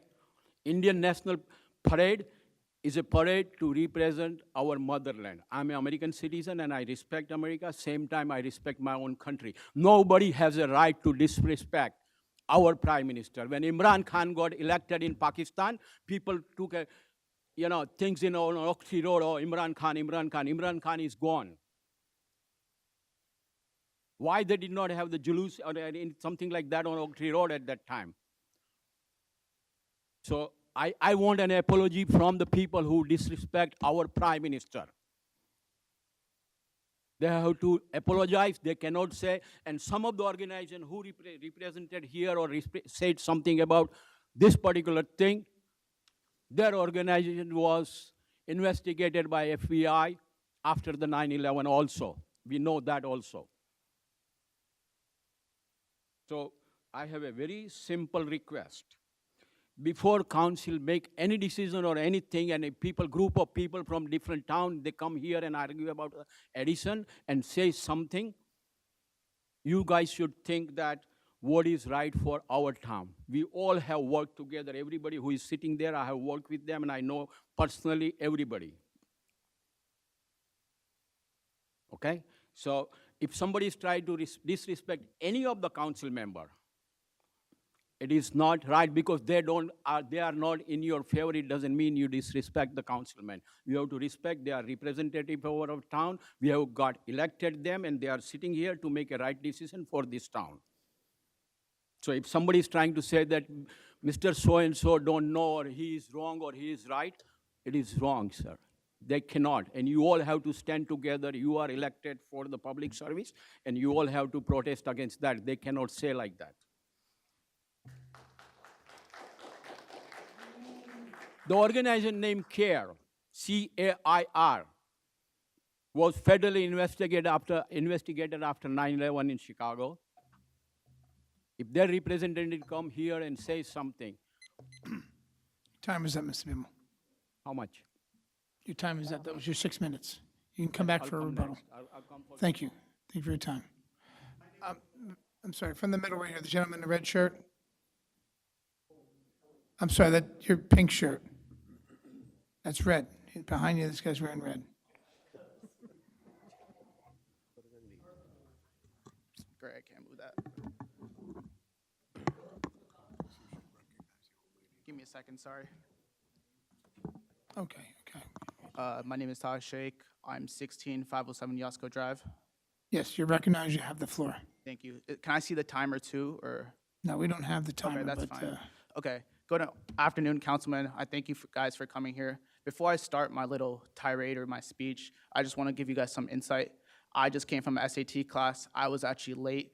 I came here at 8:30, and that should not be the reason, right? I shouldn't even be here, and my constituents and my fellow peers, we shouldn't be here, right? The talk about the bulldozer was wrong, and I want to start with that. I want to thank the council members who condemned the action and the occurrence at the bulldozers, but I also want to call out Mr. Ajay Patil specifically for diluting the convo and watering it down.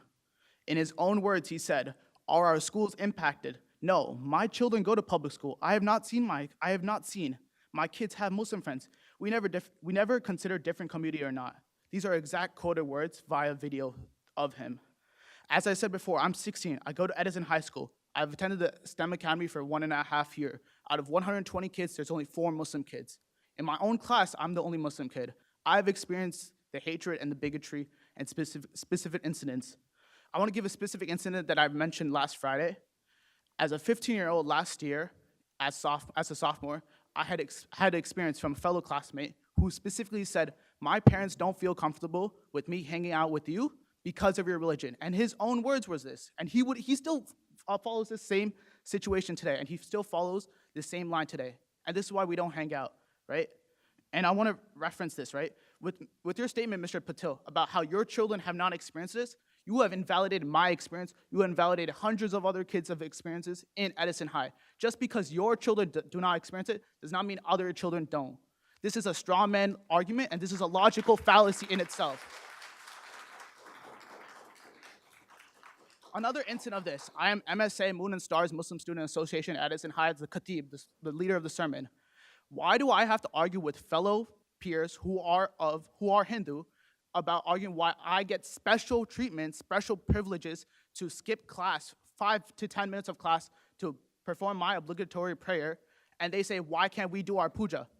Why am I called special treatment or principal's pet when I have to argue to get my 10 minutes every Friday to lead a sermon and to take my time out of my calc class or my world AP class to do my performance or to do my obligatory prayer, right? Mr. Ajay Patel, when you invalidate my experiences— Excuse me, sir. I know you're speaking, but you speak to the chair, just so that we're not all right, that's fine. being abrasive to council members. But you Apologies. can certainly make comments. Okay, I'll But you're here to reference talk it to the the council president. Okay, perfect. I'll reference it ambiguity. Fine. When you, the councilmen, are referred to these and you allow these acts to occur, when you allow these acts to occur without condemnation with the parents, right, with adults, when you allow a bulldozer to go down Oak Tree Road, then allowing the kids to do something, it's not that feasible. It's not that impossible, right? When you allow them to go down Oak Tree Road screaming or rallying their stuff with, forgot the speaker name, the Grand Marshal, when you allow that stuff, it's not scary. It's not impossible for children to be copying their parents. And that's what I wanted to start off with. I already referenced how you made a logical fallacy in yourself, and I wanted to bring a second point, right? This issue is not Muslim versus Hindus. This is not a religious, orthodox, or any action of religion versus religion. This is not even India versus Pakistan religion. And references to the mayor as well as councilmen who said, I've been there during the Pakistan parade. You're not gonna get brownie points for going to the Pakistan parade and showing your support for the Pakistan parade. That's your elected official. That's your responsibility to support all communities, all nationalities in Edison. I wanna make that clear, right? This is not Hindus versus Muslims. This is an attack on democratic freedom of speech versus fascism and the BJP party. And I wanna make that clear, right? what a citizen said, that bulldozers weren't invented during Mahatma Gandhi's time. That's in fact false. 1903, Gilded Age, that was the first mechanical revolution in America. That's when the first quote-unquote bulldozers. The official patent for the bulldozers came in 1923, okay? And I want to make this clear, right? Because this is a complete false argument. 1923 is when he said.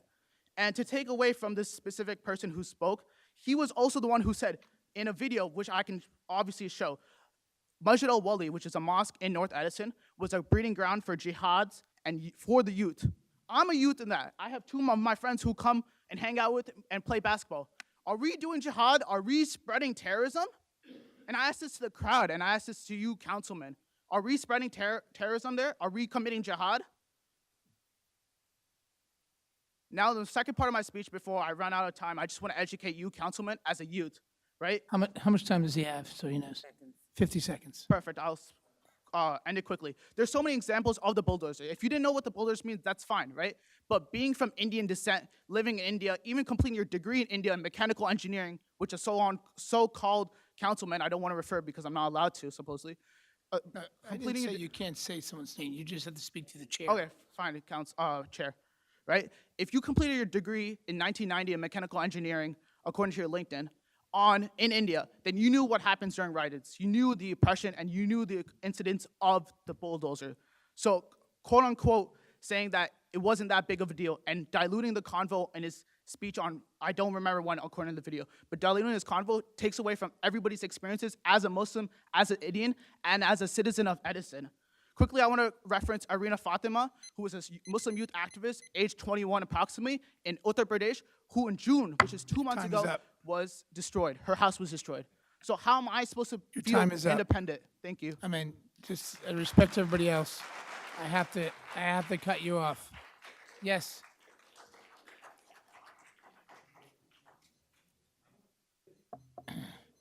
I'm sorry, she's speaking next. I'm sorry. And just before you speak, just 1 minute here. Just as a comment, I think this is going towards a fair discussion and opinion. And I hope we continue to keep it that way. Everybody is going to speak, and we're going to do our best not to comment when they're commenting, but it's important that we have a peaceful discussion about our opinions on this matter. Thank you. Ellen Arthur, Edison, New Jersey. You recognize you have the floor. Thank you. I'll be very brief. My issue and a serious concern that I have is for this Edison Senior Building project that we've been talking about tonight. I take issue with the fact that it has now become a place where clubs have been established, and this is a club meeting place as opposed to a facility that has been designated for the use of every senior citizen in this town. This falls in line with some of the things that's going on right now, the separation. This concept of this club grouping that spends time, designated time, at this center on certain days needs to be looked at. It should be that center or the Toth building should be open when it is open to every single citizen, senior citizen in this town. And this concept of this club from over here, club from over there, needs to be done away with. And that is my issue and my concern. And I certainly hope that you do have enough monies in your budget to hire people to provide the kind of services to these senior citizens that's needed. Counseling services, advocacy services. You have people in this town who are deaf and mute. You have every aspect. There should be people placed in that building that can be able to provide the services that the senior citizens, all senior citizens, are in need of. Thank you.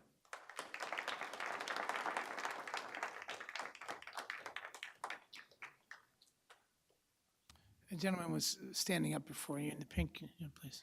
Yes. Pink shirt. Pink shirt.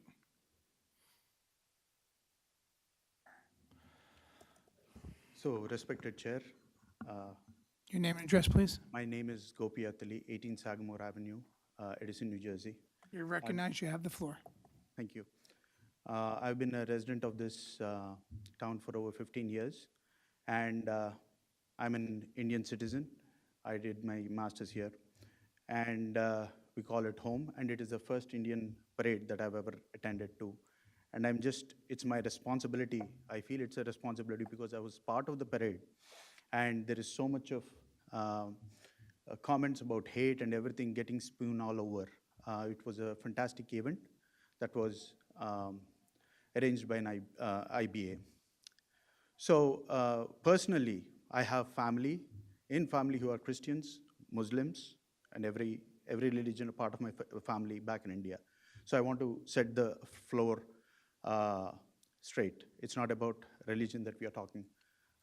It's about freedom, right? One of my paternal great-grandfather was apparently 17 years. He was in prison fighting for freedom. And one of his daughter was named Swarajyam, or freedom. So coming back to this whole hoopla about the bulldozer itself, the two pictures that were on the bulldozer was the pictures of the Prime Minister of India, who was democratically elected twice with astounding majority. And I'm sure there are minorities who also voted for him. That is 100%. And the other picture is about the Chief Minister of Uttar Pradesh, right? And IBA people here, everybody, including myself, believe that the bulldozer was not a symbol of oppression against minorities. Let's get that straight. I think it is a symbol that is that represents freedom and protection of law and order, right? Please. It's protection. Everybody and has law their and chance order, to speak. right? Let him finish, please. It's of freedom and law and order, right? The bulldozer was used to break Hindu temples. It was used to break churches if they were, illegally built, and mosques, same alike. There were houses of Hindus were broken down, Muslims were broken down, and everybody, if there is a lawlessness, it's used as a protection. So I think it was IBA and we as a parade, when we were walking through behind it, we did not believe that was something, an oppression against minorities. So whoever spoke, whatever happened here that I heard is just incorrect. And I don't understand, there have been, coming back into the little bit of Indian history, there have been genocides. There have been Hindu-Muslim riots, right? There have been people in my family went and protected Muslims. That also happened, right? So if the riots are happening, you should read about Hindu genocide of Bangladesh, where Hindus were butchered, right, during partition. In Hyderabad, how they were butchered. In Kashmir, how they were butchered. So it is happening everywhere, and this person is standing up, I would not say against Muslims. The person who are using bulldozer again is to protect the law and order. And if it so happens that majority of Muslims, so be it. So we don't want in a democratic country like India, whatever is happening, small incident being reflective and everybody ganging up and then trying to make a huge thing out of it. I heard comments. I mean, there was a Pakistani lady from South Brunswick who apparently met you guys in the parade, in Pakistani parade, and just showed up and goes on a rant on India that she is terrorized to live in America, I couldn't even comprehend. There are people who are saying they are going with Hindus, they are friends with Hindus, they go with bikes and rallies. We have family who are Muslims and Christians. So we are people, we love this town, we love Edison. I don't think you should be apologetic of getting that bulldozer in the parade. Please, respected councilmen and everybody. There is no way, and nobody is in this Hindu community. We have worked with majority people. You know the amount of charity that we do, the help everybody does in regular affairs. and we are part of the town. We believe the Muslims are part of the town. We believe Christians obviously are part of the town. And for the Indian parade, I mean, we would love to people like, there should be a Muslim flotilla. They should, if they're part of Indian freedom, they're part of the democracy, they should join the Indian parade. There should be, every religion is welcome to join, but calling it as a symbol of hate is totally uncalled for. And I would, again, if you are, I would like to end it with last. I mean, again, that what really upset me was the Pakistani person who came in, and she was from South Brunswick. She took the floor and she was able to address like unbelievable that I would say it is fake news, distorting the facts, and she could just take it out in a different tangent. If you're looking at the minorities, right? If you're in Pakistan, 30% in 1947 were minorities, Hindus and Christians. Now it is 3%, right? It's 3%. It is 3%. And Please, right. please, So, please, I mean, please. is it about, I mean, it should not. Please. You should not. Please, we have to have order. We have to have order. So please, councilmen, the respected politicians. Sir, please, everyone. We're going to have a recess. We're going to have a recess. Your time is up, sir. Respected. Time is up, sir. Yes, All right, sit down. thank you Please so sit much. down. I end here. I'll respect the chair and the council. Sir, Thank please you. sit down. Thank you. If everybody keeps acting, we'll take a recess, Joe. If we're not going to have order, we're going to have a recess for 10 minutes. I'm not going to have a second chance here. We have to have order, please. Our next speaker, gentleman in the blue shirt in the back. Jerry, I'll get you next. The checkerboard shirt here, please.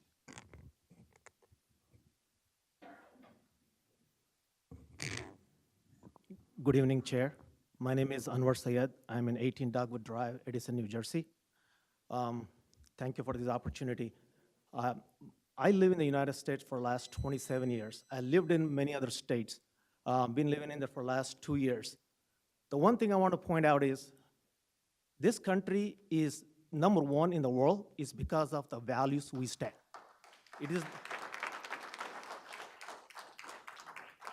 and then we're not here, if any sister from Pakistan, they're not here to represent any other countries. This country stands for the values, and like our bishop mentioned about the injustice. And my friend, I don't even know, John, I think that is another example. What I like to see, there's a lot of good discussion happening is, instead of just what the people are making statements, I really like one thing is, I will ask Chair to look at the independent media in the United States. What is this bulldozer stands for? Forget about what I say. Forget about anyone is saying. You look at that, Brother John was saying, New York Times. You look at all the newspaper, what the bulldozer stands for. If I have my 3-year-old son, I ask him, close your eyes and tell me what the bulldozer stands for.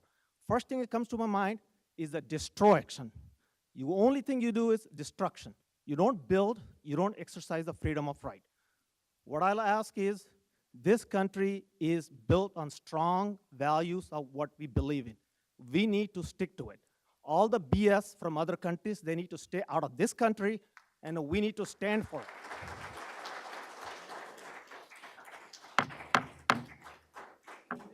Like, whatever the research you do, whatever the investigation need to be done, that need to be independent. Look at the human rights organizations, all of the research from the United States, worldwide. Look at these figures. The figures they were posting on the bulldozer, read about them. What are they're doing in their country and how they're destroying the minorities. Again, don't take my words. Google these guys out and Google these people. You will get your facts. And then I'm glad that person here researched about this bulldozer 1908, Benjamin Holt. Yes, just because you are not aware in 1947, Gandhi did not use bulldozer, that means bulldozer not created. You just don't know. So similarly, a lot of people don't know anything about the bulldozer symbol. I was not aware because it recently came into the picture how they're destroying minorities. It's not the Muslims. Every minority in India is losing it. So what I like to see is In this country, we need to stand still and firm and practice the value we stand to continue to make this country strong forever. Thank you. Thank you. Jerry Shine in the back. Oh, she lives next. Yeah, I'm sorry, you have to wait like everybody else. Oh, Good evening, Jerry Shine, 18 Winthrop Road, Edison. I've been noticing the last week or so, we're having problems down side streets of Route 27 in regards to tractor trailers making illegal turns down streets. I noticed yesterday, I went to go get my car washed on Glow on 27, and a tractor trailer was making a left from Sutton's Lane onto Route 27 North. The other day, I seen tractor trailer make a right onto Stony Road where the Wells Fargo Bank is. And Sunday night, right past my house on Winthrop Road, there's a tractor trailer driving down towards Fitch Road over there by the, I forget the PNC Bank, I think that is, right across the street here from the town hall. I just hope the police department, Chief Bryan can look into this, maybe get some officers, take a ride down 27, going in either direction, so we can get it's a problem. It seems like it's happening every day when I'm driving down 27. Especially yesterday, I went to get my car washed, and a tractor trailer is making a left from Sutton's Lane onto Route 27 going north.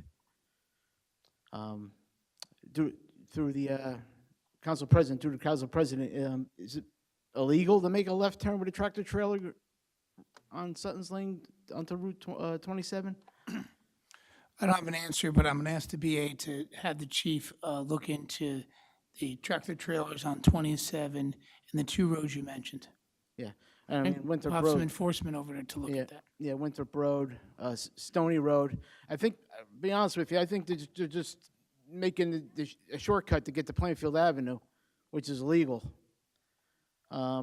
We know Route 27, it takes a couple of minutes to go either direction if you're going south, north on 27, or you're going down Plainfield Avenue.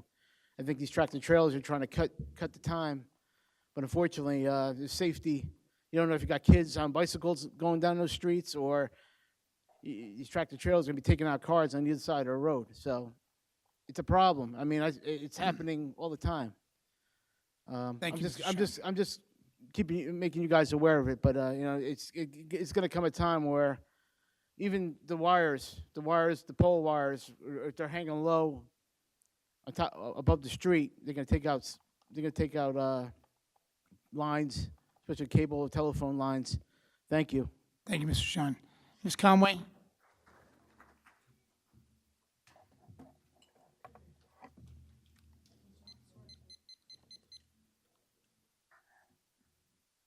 Elizabeth Conway, 20 Netherwood Circle. You've been recognized. You have the floor, dear. I didn't know where he went. I didn't come here for this, but I think back, I taught in Edison for many years, and I taught at the 3rd grade level. And during social studies, our culminating activity was a culture carnival. And all the children were able to bring to the classroom something about their culture. And they learned from one another, and they enjoyed one another. And they were able to express where they were from and what was special to them.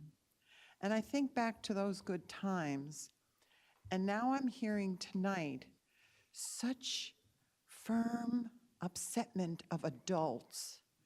And the thing that comes to my mind and might break my heart is how many children have listened to this, and how hurtful is it to them?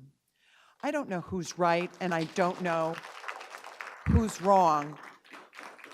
I'm far from making a decision and knowing anything about anything, but the hate and the misunderstanding I'm hearing is what bothers me the most.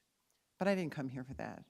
I would just like, I think this is a great forum for people to come, voice their opinions, and vent, And I hope it can be just that.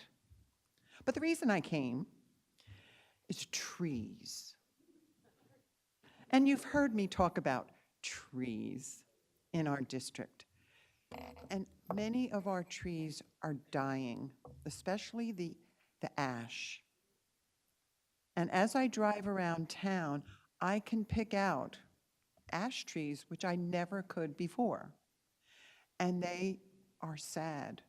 And I have come and I have asked, is there something that the town could do about it? I know it's a state problem, but we always talk about making Edison beautiful.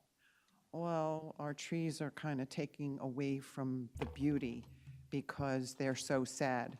And don't get me wrong, I've spent a number of years and a lot of money trying to save my sad tree, but it doesn't seem to work. And I'm wondering if the powers that be can look into it and advise me other than to chop it down, because that's the last thing I would love to do is chop the tree down. But if its demise is going to happen anyway, I would look to the township to help me and the other residents that have had these trees and they are lingering. Thank you. Thank you. Sonia, can you put that down for us to update the tree ordinance? To make it more, in the pink shirt?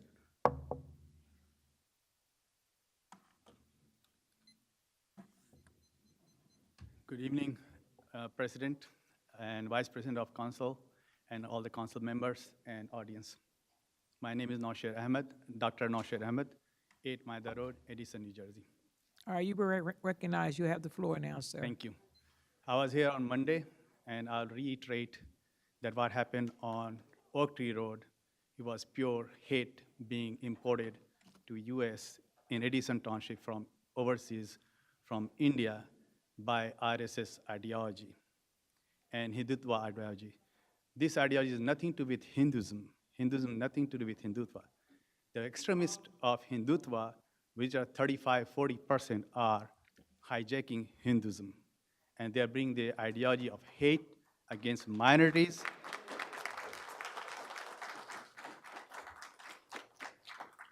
Whether it is against Muslims or Christians or Dalit or Sikhs, anybody stands up and talks against policy of Prime Minister Modi, who came from RSS ideology, against Chief Minister Aditya Nath, who is the UP Chief Minister.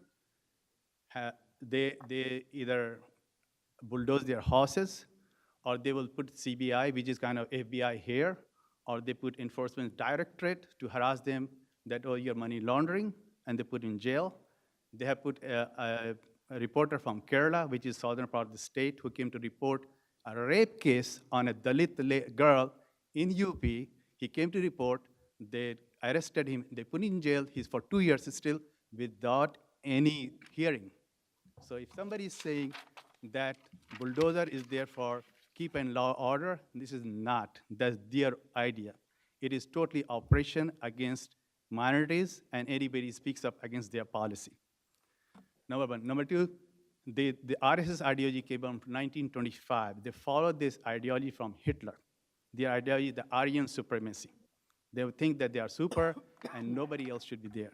And most of them, unfortunately, are, I won't say about upper caste of Hinduism. But again, out of those Hindus also, I'm saying only 35–40% are following Hindutva policy, and they want a Hindutva supremacy.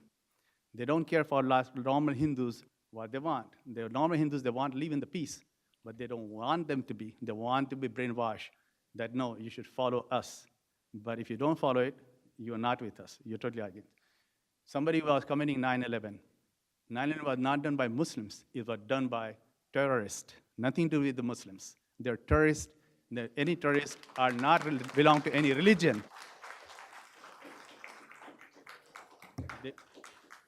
No religion has terrorists, but people are terrorists. That religion.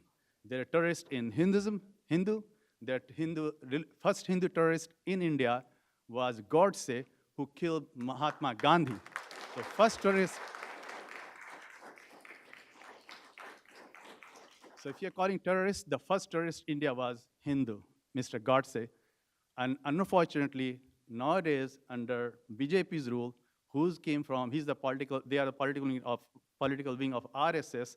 They are praising him that actually he was hero, not Gandhi. In India Day Parade, if you want to honor the freedom fighter, it should be Jawaharlal Nehru, it should be Mahatma Gandhi, it should be Abul Kalam Azad, it should be Subhash Chandra Bose. Those people should be there, not should be other people who they never fought. RSS never fought for freedom of India. They were actually sided with the British against the independence of India.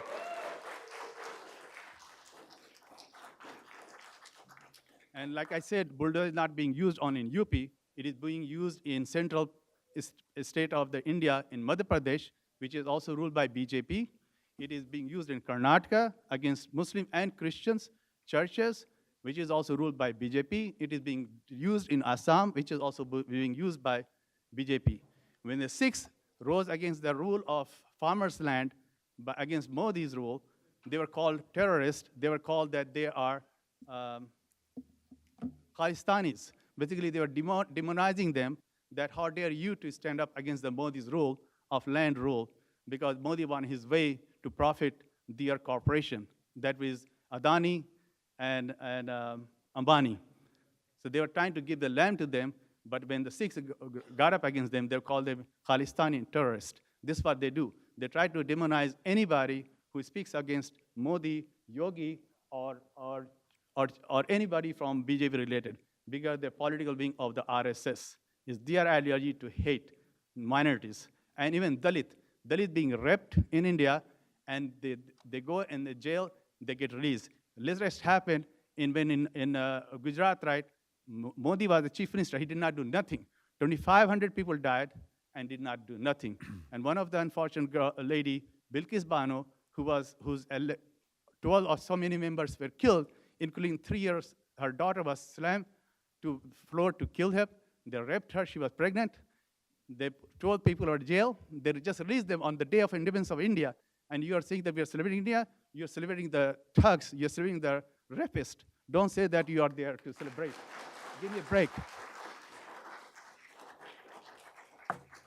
And like gentleman said, yes, you guys should be educated.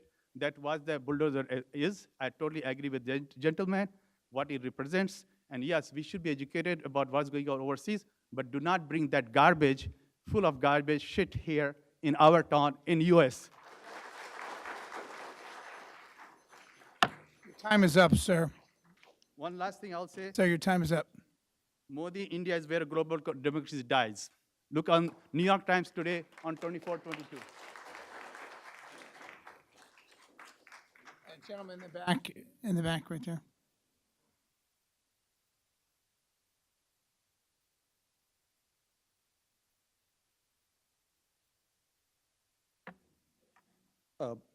Thank you very much, Council President. My name is Dominic Sequeira, and I'm from the town of Metuchen, from the borough of Metuchen. Am I allowed to make comments? Sure. Okay. Yeah. Thank You you. recognize you have the floor. Thank you. I think we make you go last, though. I appreciate that. I'm kidding. So I'm here because I'm deeply offended and disgusted by the spectacle that took place on August 14th on Oak Tree Road. I was born and brought up Catholic, so this is not something has to do with just Hindu and Muslim. I'm here to just basically synthesize the facts, what exactly has been happening and what everybody has said, and I'll just basically, and there are quite a few of them, Mr. Muhammad here, there in the back, and quite a few of them have articulated exactly what this represents. So you're celebrating India's 75th independence. You're celebrating the heritage of the country. You're celebrating the development and prosperity, not literally a symbol of destruction.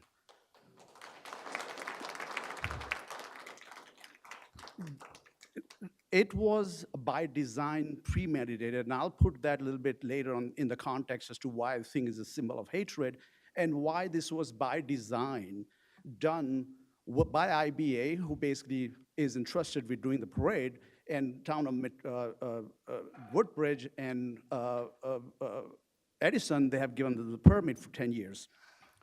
This whole thing in India, and I know a lot of them are spoke about how things are happening in Pakistan or Bangladesh or other countries.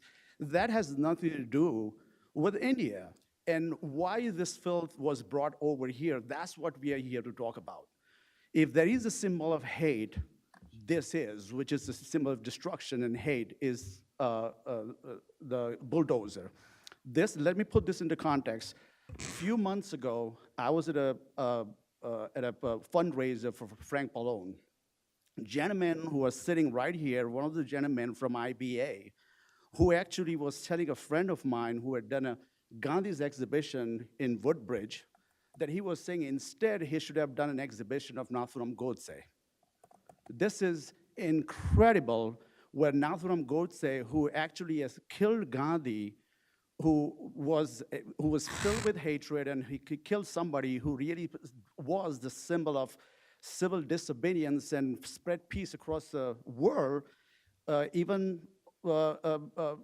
Martin Luther King basically drew the inspiration from Gandhi, and he brought it over. And they are the one who, African Americans are the one who have fought for the civil rights. That we are, all the minorities here, getting the benefits of it.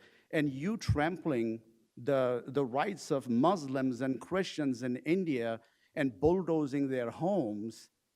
There can't be anything more than it was by design to bully and mock and demean a certain community. And it is not only restricted to Muslim community. That is, they are the one who have been on the receiving end. Their homes and places of worship and business have been demolished by this, not only in one state, in many states. So what they did, instead of celebrating the heritage, like Irish heritage, when they do, they've been fighting for decades, but when they celebrate, they drink and celebrate.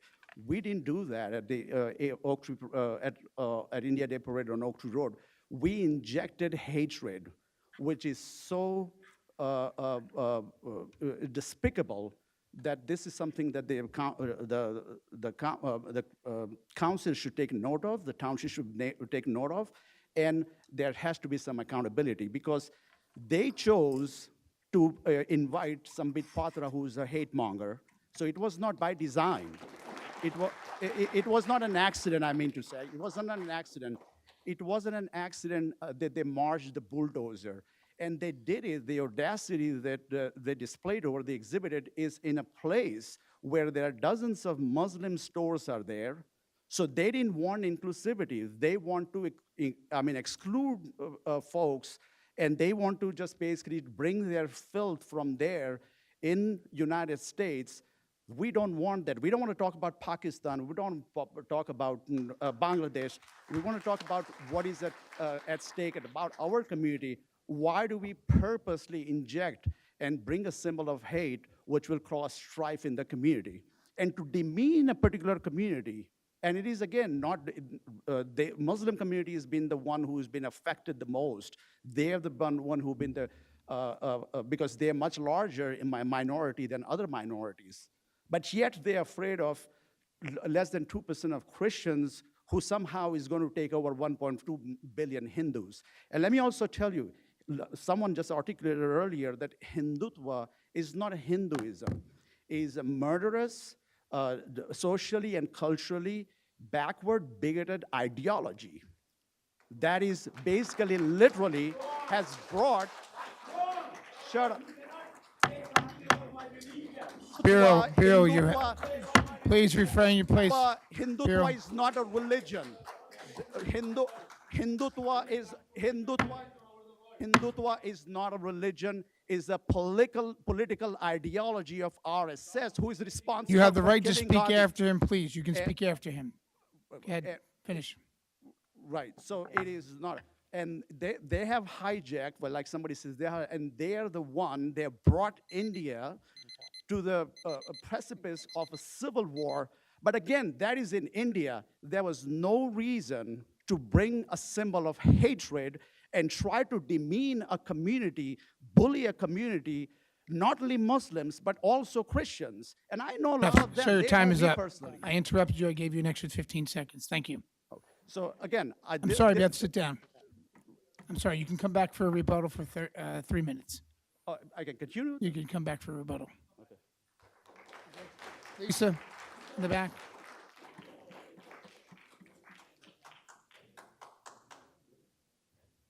And just before you speak, Lisa, if anybody wants to come and make a comment, you can have your own time in rebuttal. Let the person speak. You can come back up and disagree with his opinion. That's what we're here for. Hi, Lisa Zamuski, Sharon Avenue, Edison. You recognize you have the floor. Okay. I'm not here to talk about this because I've already posted how I felt on Facebook, and you all know that. Right? Right. I want to talk about the senior center. How many buses are actually working to pick up the seniors who cannot make it to the center or to wherever the alternative location is? I'll get you an answer to that later. I don't Okay, have an because answer right I'm now. hearing that there's buses that are broken down, buses that were broken into, and that technically only one bus is operational. I'll get you a list of the Okay. answers tomorrow morning. And then second, I'm gonna go back to Meals on Wheels, because you guys know that I'm like a pain about that. I wanna know why our Meals on Wheels are going to Sayreville to pick up meals to come back to Edison. It's delaying these meals getting to our most vulnerable people. And it makes absolutely no sense when we have Woodbridge. I think JFK even has a Meals on Wheels. I believe South Plainfield. So why is it going all the way over to Sayreville? And why isn't Jay Elliott working on that, trying to make a change to get it closer to Edison? I know you don't have the answer. It's my understanding Meals on Wheels was ran by the county. I didn't No, but know Jay Elliott does work with that. Okay. And what was happening was, it was coming out of our senior center, but because the senior center closed, now they're going to Sayreville to pick up those meals to come all the way back to Edison. And that's delaying the meals to the people. Okay. And I really feel that that's not fair to our most vulnerable. We have Woodbridge. I think JFK has Meals on Wheels too.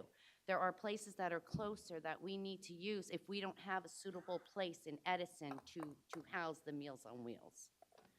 So that's all I don't have an answer, Lisa. I think the senior center could be acting as a depot for the county, and we distribute our stuff from there. And I don't know who is driving those vehicles, if they're county people or township people. I'll get you some answers and I'll find out. I'm sure You'd that like they're the Edison people to no, be they served are first. county Meals on Wheels, but they were picking up Edison meals at our senior center. Now they have to go all the way over to Sayreville, which makes absolutely no sense. God forbid if there's an accident on the Parkway or Route 9 or on the bridge, whatever, that's even going to delay the meals further. So common sense would be, wouldn't you want it to come from somewhere closer, like Woodbridge, JFK, a location that's closer other than all the way over the bridge? No, serious. So let me just get your question straight. You're not happy that you're challenged that our meals are being picked up in Sayreville to be brought to Edison.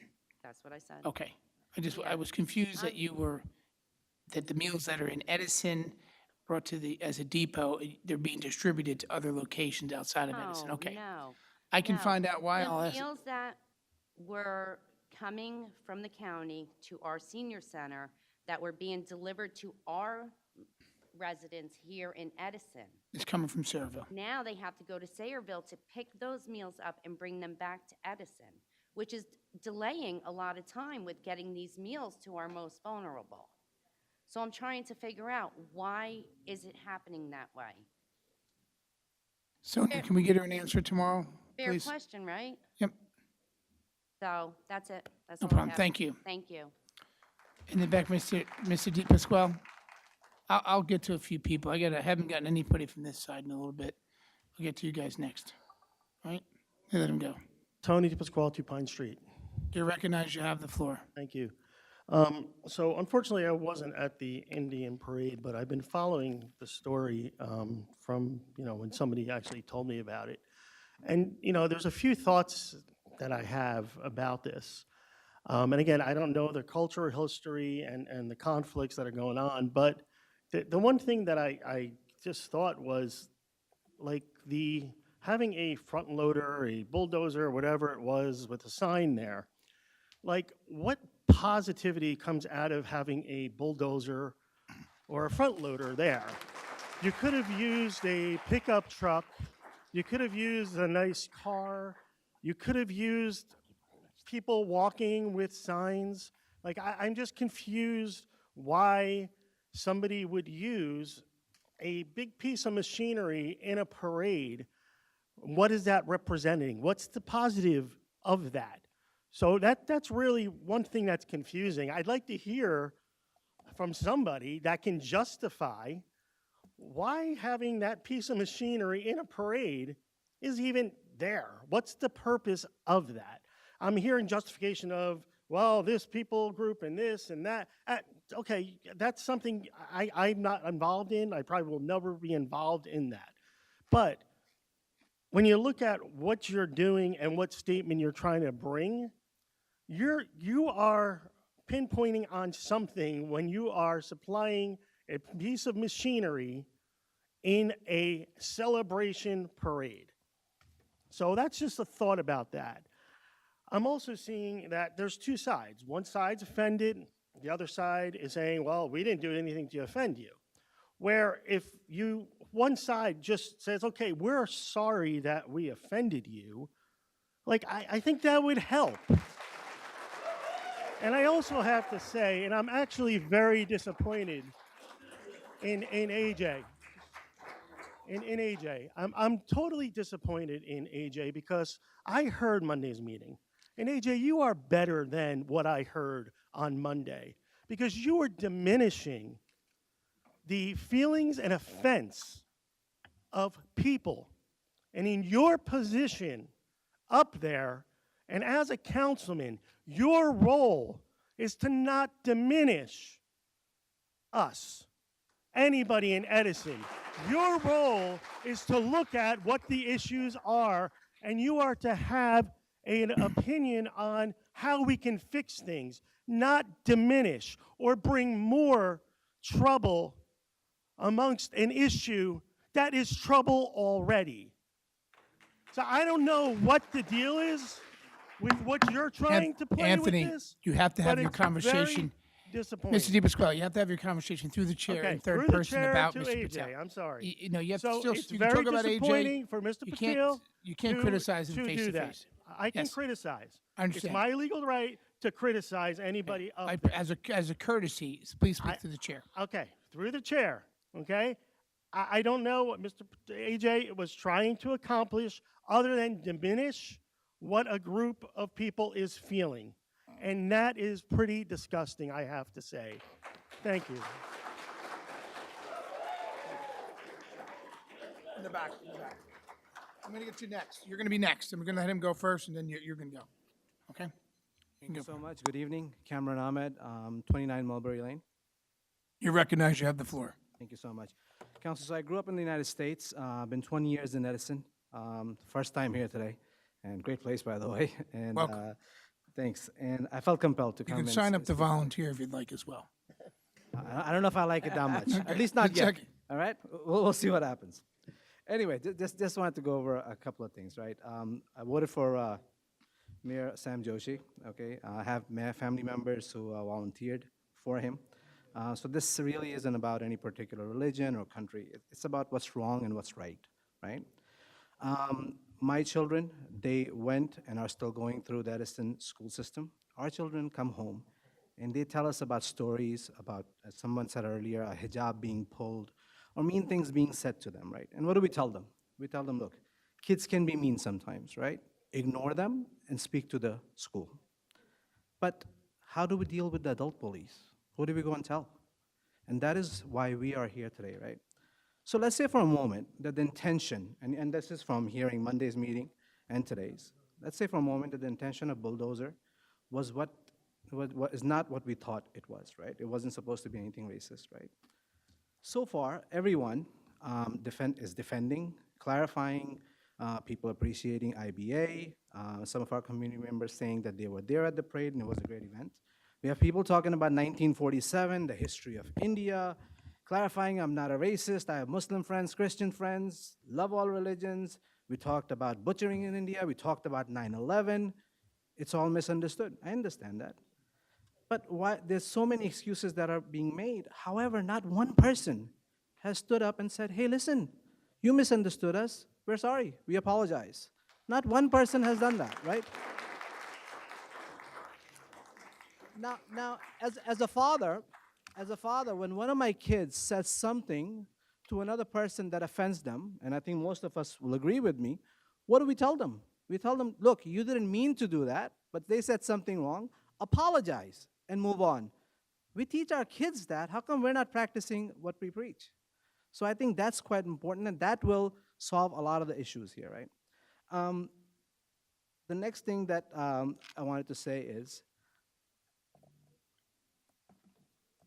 I'm also confused. Was it supposed to be maybe a tractor, not a bulldozer? Because a bulldozer, I don't understand how it will bring any value to a parade, but somebody covered that earlier, right? What if this mistaken symbol was a noose or a swastika? Would we be out there defending our actions? Would we be talking about other countries, what they did to us, or would we just simply apologize and move on from it? People, including people on the council, have brought up Pakistan into this, which had nothing to do with this. They talked about what did Pakistan do in 2019 in their parade. So I don't know why that was there, not only by the people, but also by the council. We talked about Imran Khan today. Another prime minister, why? I don't know.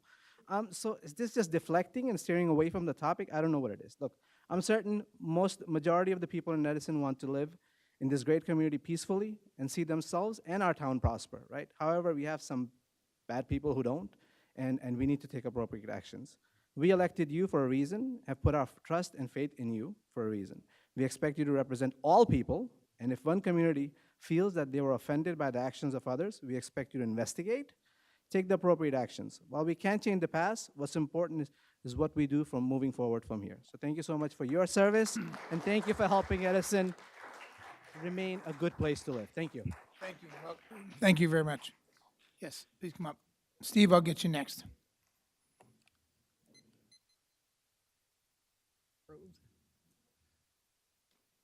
My name is Chandrakant Patel. I am a chairman of Indian Business Association, and I recognize you have the floor.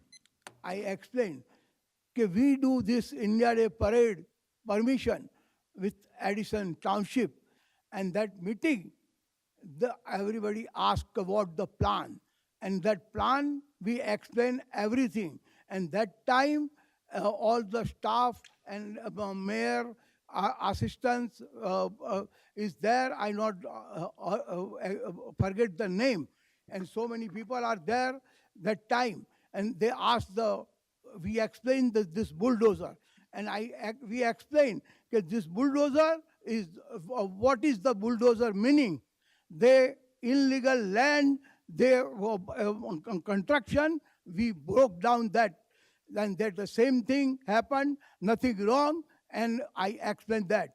And I request all the council people, can you do anything statement before you investigation. You are all educated.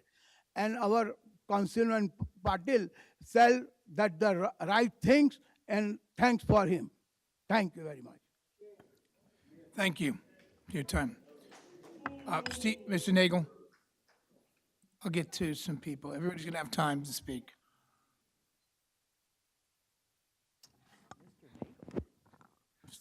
Mr. Steve Nagel. 19 back drive. You recognize you have the floor. Thank you, Mr. President. 3 minutes. I will be short, and I will yield my time back. I'm kidding. No, you're not. Just an interesting point. Next Wednesday, I will be living, my family will be in Edison for 53 years. And I have to tell you, in 52 years and 9 months, I've got more of an education between Monday and today about the cultural diversity in the South Asian community that I've learned in the past 52 years. So thank you to the people that are here. But, thank you. But I also want to remind you that the people in the front of the room are not the people that run the parade. They have nothing to do with the parade. All they do is grant the permit. The programmatic part of any parade or any event that is held in this municipality is run by the people that are granted the permit. So to say to our council people in their defense that they're doing this or they should have done that, all they do is grant a permit. Everything that happened after that is from the people that ran the event. But the reason that I'm here is because I've listened to you all and I thank you all. And just to let you know, I'll do a couple things. I have friends on this side of the room. You all know that. And I got friends on that side of the room. And Steve, you speak to the chair, please. I'm speaking to the chair, sir. And I never cared what anybody was. I was taught by the Edison school system to care who people were, not what people were. And that's a very important thing that a lot of the residents in Edison who went through our educational system here hold till to today. And with that said, you also need to know that I was a victim of a hate crime. I ran for council 9 years ago, and somebody painted a swastika on my campaign signs, being the only person of the Jewish faith who was running for office that year. And you know what? It happened. If you remember, the swastika is a bastardization of the Hindu symbol for peace and love. So we need to stop this. And we talked about all the things that have happened, but we haven't started to talk about what can we do to fix it. And let's get through tonight and let's say, okay, this happened. I never knew the bulldozer thing before tonight or on Monday. Let's stop and say, okay, now how do we make it better? And one of the resources we have is the Human Relations Commission that is being put in place. There's a commission can be made up of all of the diverse populations of the municipality who are going to have the opportunity to get together and educate the community on the wonderful diversity that Edison has. So let's get through tonight, and I know you're all angry. You should be angry. Some people were offended by what happened. Some people see that as a symbol of their right to communicate their freedom, and that's your opinion, and we can disagree and be without being disagreeable. But after tonight, let's look at how do we fix this, and how do we make Edison one community. We are not a community of South Asians. We are not a community of Jews. We are not a community of Catholics. We are Edison. One people should be united in common goal. Thank you, Mr. President. I yield back my time. Thank you. Did you speak before, sir, in the back? Are you a first-time speaker? First-time speaker, please. Okay, I didn't see the lady raising her hand. Who's raising her hand in the back? Okay, I'm sorry. Assalamu alaikum. Thank you, councils and ladies and You gentlemen. jumped the gun over here. I asked him to speak, and you stood up. Oh, How did that sorry, happen? come on in. No, It's you- fine. Let him. Yes, he's got the seat. He's a doctor. We let him. I was waiting for you to speak, doctor. Venkata Bandit 318.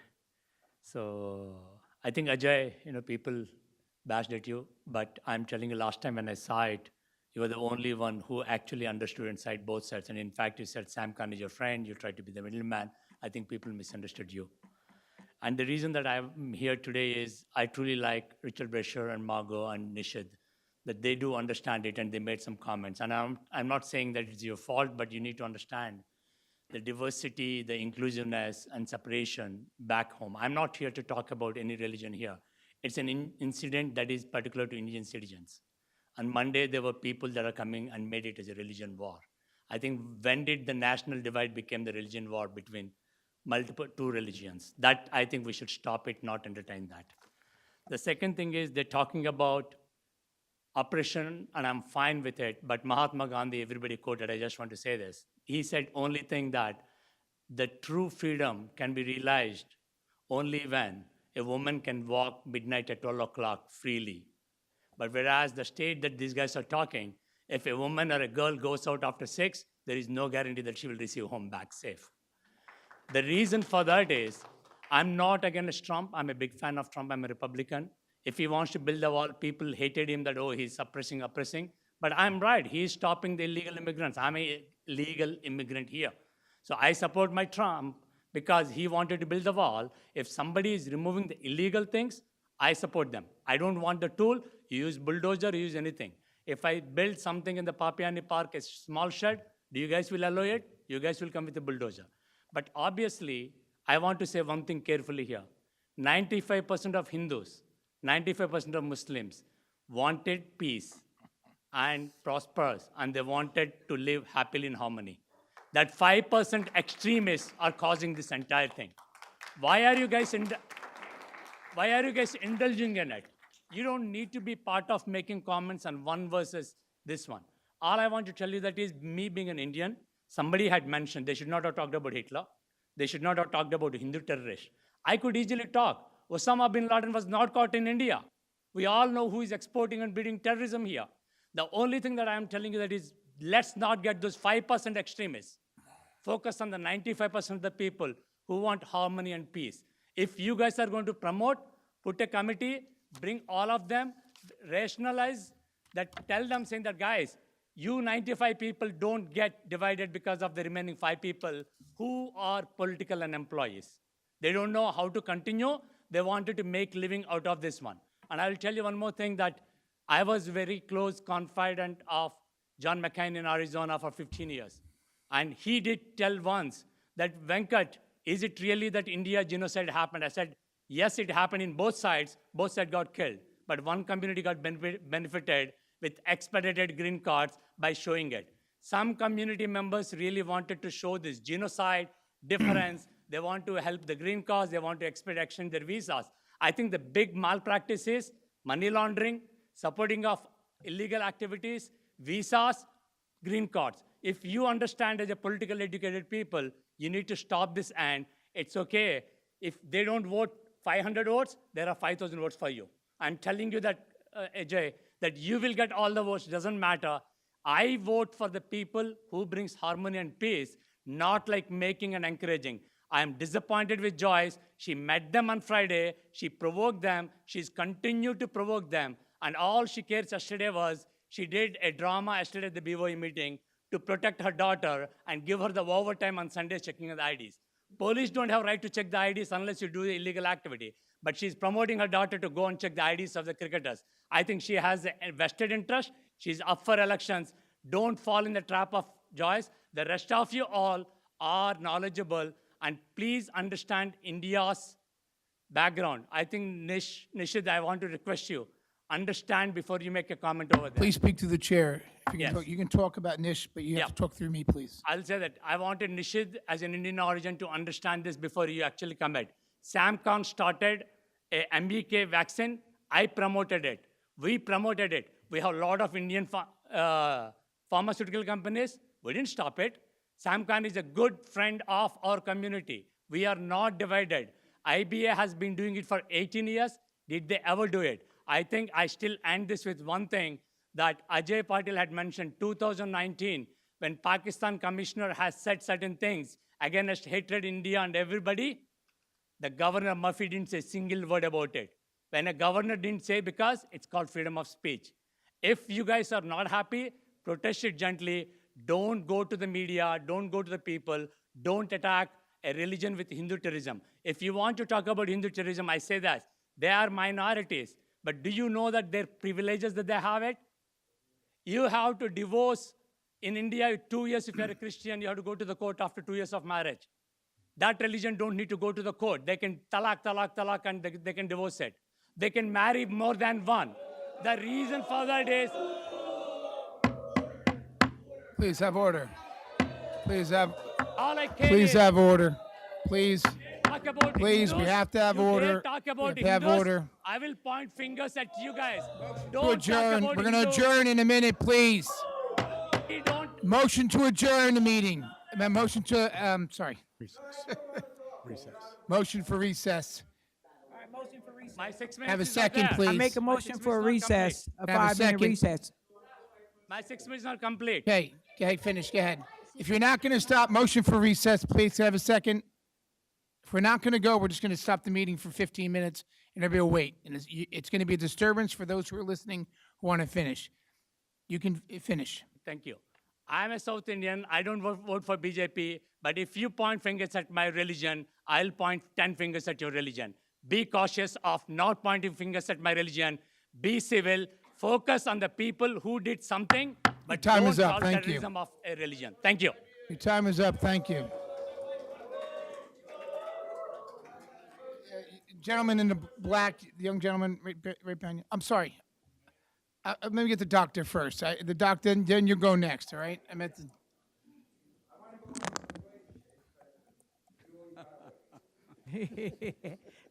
Just wait, the other grown man will say some crazy stuff wait, about me. Wait to speak. Thank you, Your Councilman. name and address, please. Ladies and gentlemen and audience, both sides. I live 75 miles away. I had an opportunity to attend this event. First time in my lifetime.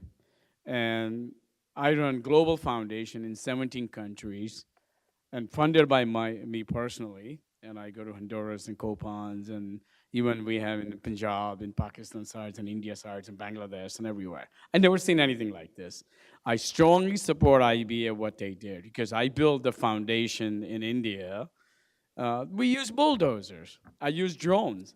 So I suggested that they should fly helicopters for EMS in Central America. And I'm buying one for them. So now if I bring helicopters, or somebody doesn't like that, so they're gonna say that 1973 or 1943 or even 1942, the helicopter should not be used. That just doesn't make sense to me at all. I don't know if you can compare a helicopter. I'm not, Well, listen, I'm just saying it's an that. opinion. But the It's- no, I- I know. But then bulldozer, I use bulldozers I know where you're in my going, but, building when I I build just- that multi layers of platform, and just on our headquarters, we use bulldozers. Bulldozer is a symbol of progress. Bulldozer, actually, the reason why I went there. Please, let's just have a discussion, please. Everybody has a chance to speak. Thank you. Anyone can have a rebuttal Thank you. to his comments. Doctor, continue. Anybody can define any way they want it, but I use bulldozers in my building, thought that it's a progress. We're using to build the state-of-the-art technology. We're using innovation centers, right? And that's why I supported them. I was like, wow, this is so amazing. I did not even know what was this behind. And there is no such thing. Bulldozer is a law and order. If I have I have to go through permits, and I actually, matter of fact, in state of Gujarat, our corporate multi-million-dollar building, and that they knock it down because we didn't have a permit. They actually came in, the municipal corporation came in, they knock it down and said, guess what? You are out of the boundary. You're actually on a neighboring property. And they knocked it down, and I had to fly back to just say, like, let me look at the planning. And it costs us fortune. So, I mean, you can define any way you want it. They might not even like you, Councilman, your tie, because your tie is 1 inch higher than normal GQ, the standard is. So that doesn't mean I anything. take all my dressing for suppression.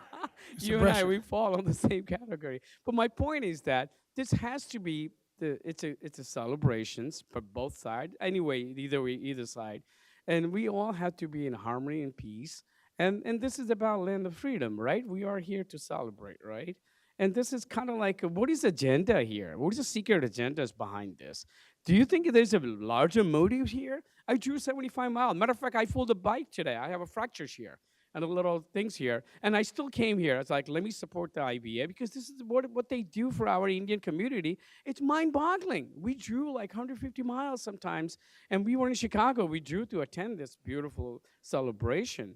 And there is not one single word I saw as an independent. This is the first time I attended that I never seen any word say, well, we're going to represent this and we're going to represent that, and we're not going to represent that community. Not one single person, they mentioned that. And I think council and president and mayor, everyone should support this organization. And I think they should encourage them to do even more. And all the communities should do their own thing, what they believe, And I thank you very much for your time. Thank you. Dr. Bat. Okay. First time speakers only. Bimal, I'm sorry you have to wait, but in the back, the lady in the back, please. No, Krista. Okay, she's going next.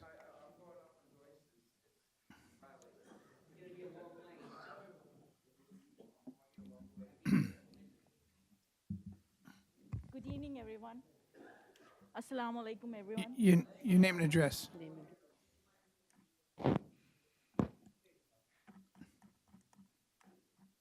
I just want to give a little context. Just your of name it. and address, please. I'm sorry. Okay. My name is Halimunisa. I live in 58 Portland Street. You recognize you have the floor. Thank you, sir.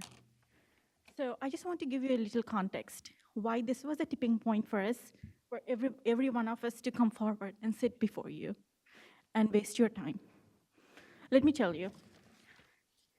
As you may know, Modi was not granted visa to US because it was under his leadership in 2002 that the Gujarat riots occurred with government support, where 2,500 people were butchered. And 2,500 people were seriously injured. Majority of those killed were Muslims. Indian Muslims that are sitting right here.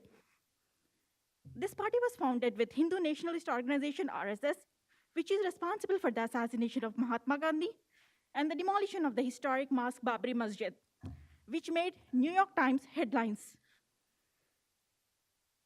RSS is a Hindu nationalist organization which seeks to transform India into an exclusively Hindu state. It wants to remove democracy from India. Modi stole the second term after purging 4 million voters from the National Registration of Citizens list.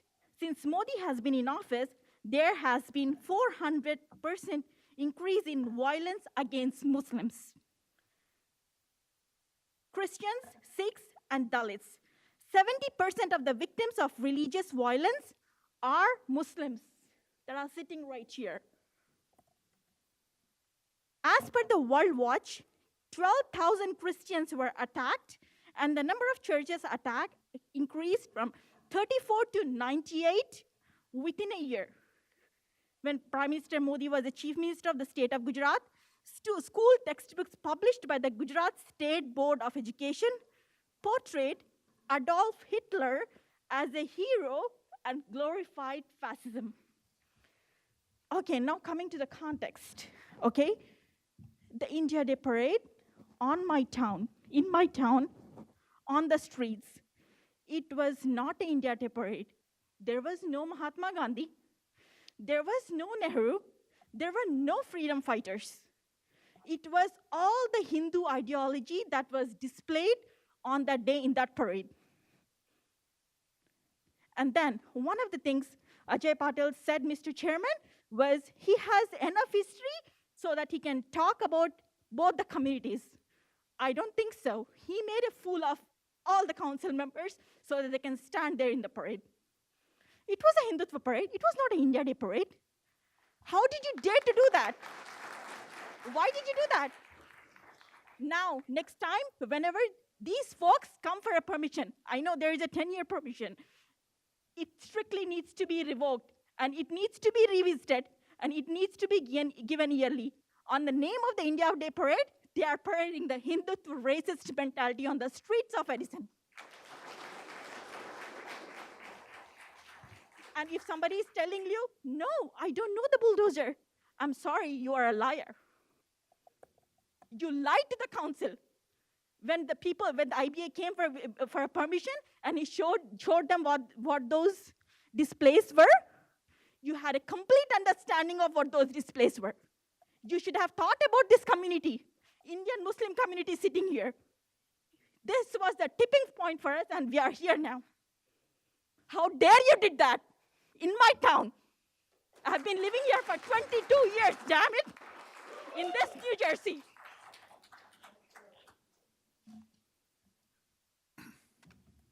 And the next, every time Pakistan comes into the picture, damn it, you don't even know who your constituents are? We are Indian Muslims here.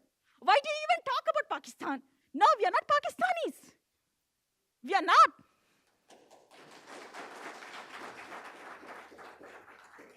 Request to the council members, especially the members who are of South Asian origin, go and check. It's just not Pakistani Muslims who live in this town. It's Indian Muslims, Bangladeshi Muslims, Algerians, Nigerians, Turkish, Europeans, from Russia, everywhere. You need to understand about Muslims also. Maybe, you know what? Just go and check out the just simple news of kids. You'll have an understanding what it is. And the last thing is, next time, don't dare to mention Pakistan when you're talking to Indian Muslims.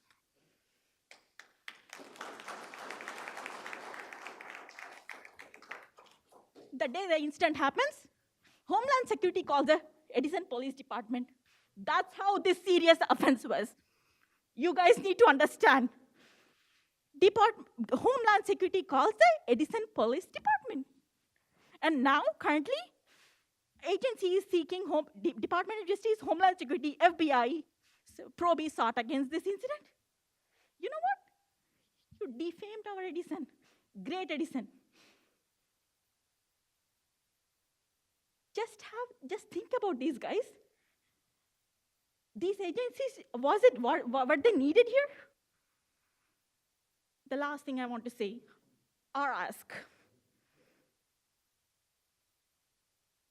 This bias incident should not be treated any different than anti-Semitism, racist incident, because the motive is the same.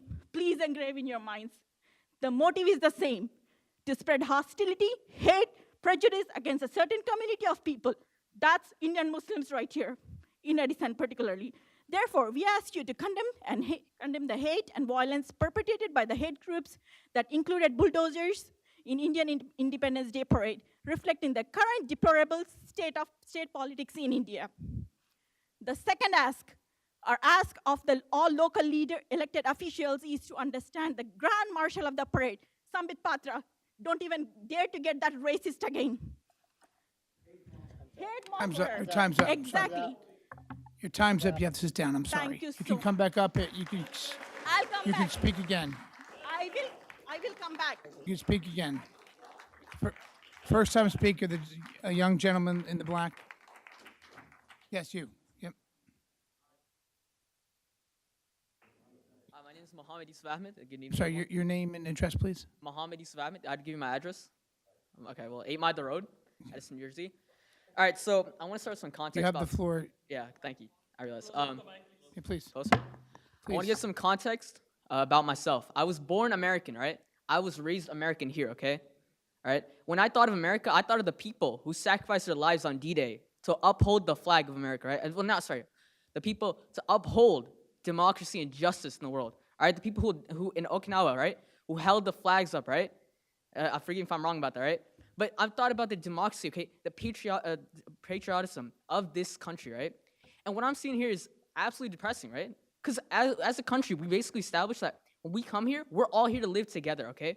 And the fact this happened at all is insane, bro. It is insane, okay? It's literally, like, unthinkable, okay? And the fact is that a lot of people here are trying to, like, say that it's not true, that this bulldozer didn't happen. It doesn't mean what it does, right? It means progress. I want to give some context. I'm tired of talking about past history, right? I talked about World War II, but let's talk about some current history, okay? Literally a couple months ago, bulldozers were used to remove the houses of people who stood up and spoke back against the BJP. This is free speech, okay? This is free speech. That's what we call it here. We call that free speech. And they used a bulldozer to remove that person's home. Is that allowed here? No, we don't do that here, okay? We listen to them. We listen to everybody, right? So now here we have a bulldozer that is that's being showed at an India parade, all right? And you're saying, oh, it's for progress? How come it has the faces of these BJP leaders, these socialist leaders on them? Is that progress? Didn't we literally sacrifice blood, sweat, and tears to get rid of socialism? We fought, we had like the Cold War, World War II, everything, all right? We fought so many wars and we're still allowing this here, all right? And this bulldozer, okay? It's so clearly like, it's insane, right? It's impeding free speech, right? This is hate speech. We all understand symbolism, right? It was really like used by the Greeks, okay? It's an old thing. We all use it nowadays, right? We use it in movies. We use it in all of our literature. Right there, the tower. This is clearly hate speech, okay? This is abuse of symbolism in hate speech. It is not free speech, all right? It is going against any minority in India, okay? That is not supporting the BJP. It is not just a Muslim issue, okay? I'm a Muslim, right?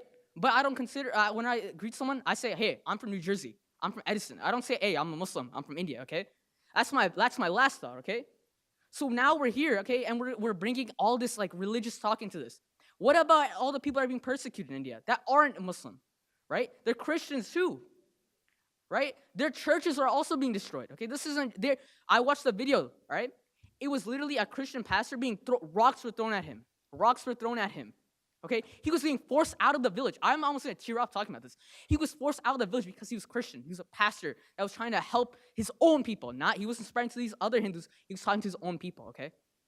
So how are we about to allow this in our own town, okay? A town where I never even thought about this happening, okay? I thought about America being a democracy, right? A place where I can be free, all right? A place where I'm not gonna attack other people, okay?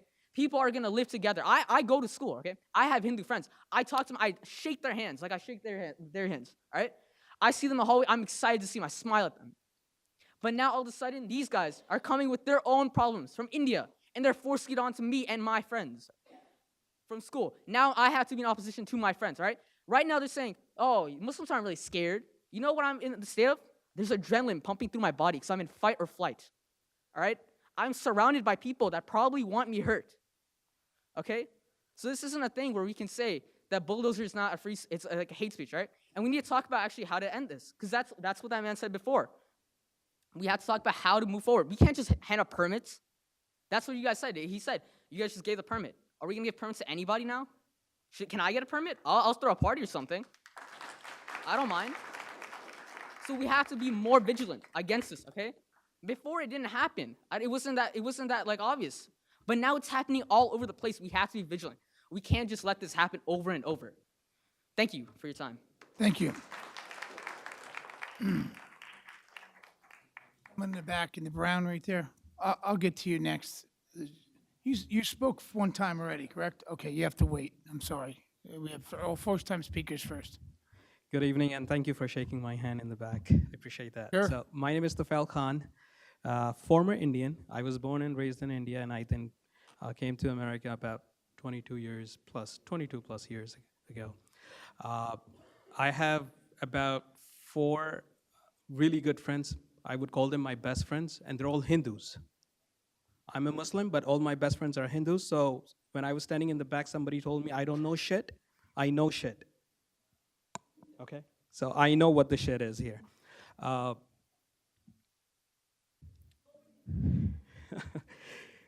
So, Can we, I sorry. I don't need the Please entire speak. time here, but I just need to say a few sentences here. A friend here, I consider him as a friend who sounded very intellectual.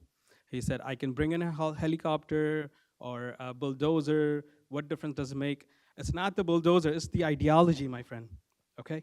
It's the ideology. You have to go back and see what this ideology is. And I think enough people have said that. So you guys probably are the experts in Indian politics by the end of tonight, I guess.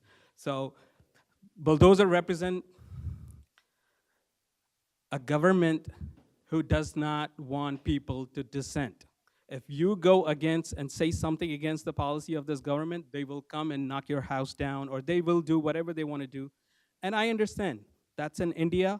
Just leave it in India, don't bring it here, please. I came to this country with my family for a better future, the land where we're treated fairly and equally. So let's focus on that tonight. Okay, enough of division. We don't want to divide. I told you, my best friends are Hindus. So don't make it a joke. Let's focus on tomorrow. I want to get an assurance, because from you guys, you sit on these chairs with the responsibility. So you got to make sure what's happening in your town is under your radar. So next time, it should not happen, any incident where you find the citizens of your town feel threatened or there shouldn't be any difference basically between the community. So that's all we're looking for, a fair treatment and a process in future where things will not happen like what happened on the day of Independence Day. Yeah. Okay. Thank you. Thank you. In the back, the lady in the back, your first time speaking? First time speaking, okay.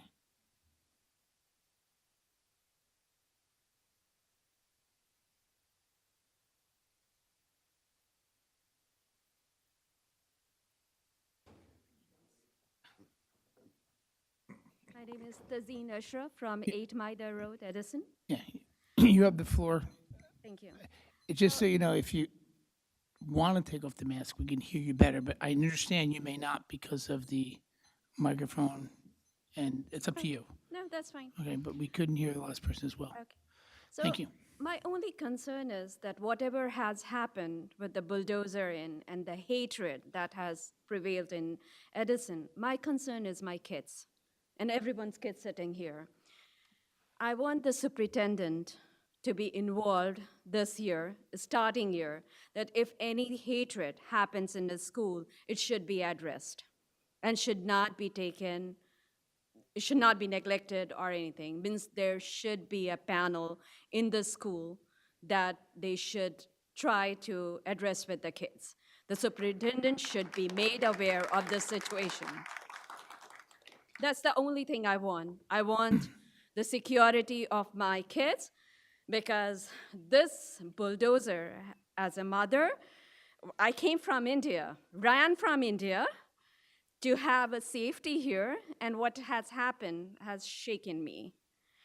And when I see these kids, I feel the pain as a mother. Please, let the superintendent know from this year onwards, we will be sending our kids to school. Thank you. Yes, thank you. We will pass your comments to the Education Committee. In the back, did I get anybody from the right over here yet? Is anybody raising their hand on the right? You first time speaker? No, you spoke already. Second time, right? In the back, okay. Go ahead. You already came up. Ayaz Aslam, I'm from Roselle, New Jersey. It's your first time speaking? Yes, sir. Okay. First have of the all, floor. thank you for giving me the opportunity. We have a handout that basically explains about bulldozer. Is it okay if I give you? To the clerk.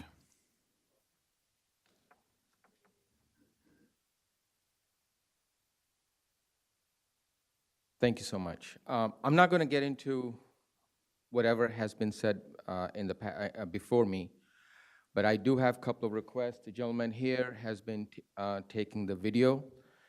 It's freedom of speech. He can perfectly do that, but I hope that video is not misused in any shape and form. I've been trying to reach IBA president, and Mr. Amin, he has not returned my calls, but I just found out we have an IBA president in this room, and I believe we also have an IBA either current president or ex-president in this room as well. I would definitely like to speak to them, because one of our requests is to sit and have a conversation with IBA to understand what they were thinking to have the bulldozer in the parade. So please, I'm here. I will be here after the meeting, and I hope I get a chance to speak to IBA committeeman. Our ask is very simple. The bulldozer offended one party. It was said before me, just apologize, let's move on.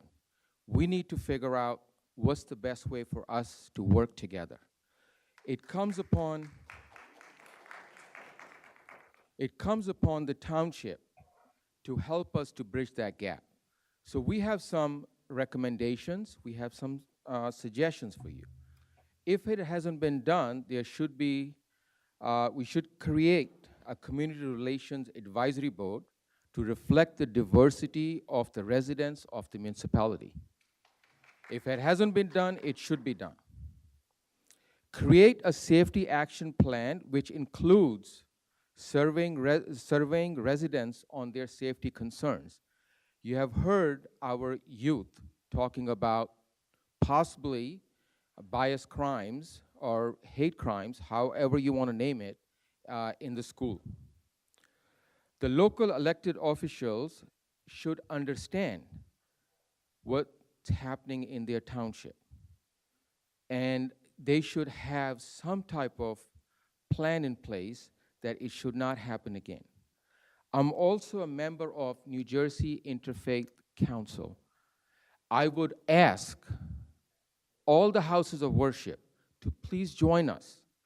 One thing that we do in New Jersey Interfaith Council is to bring all the houses of worship, various backgrounds together to have a conversation, to understand each other, to understand what we don't like, what the other person doesn't like, because we have to have that conversation, open communication.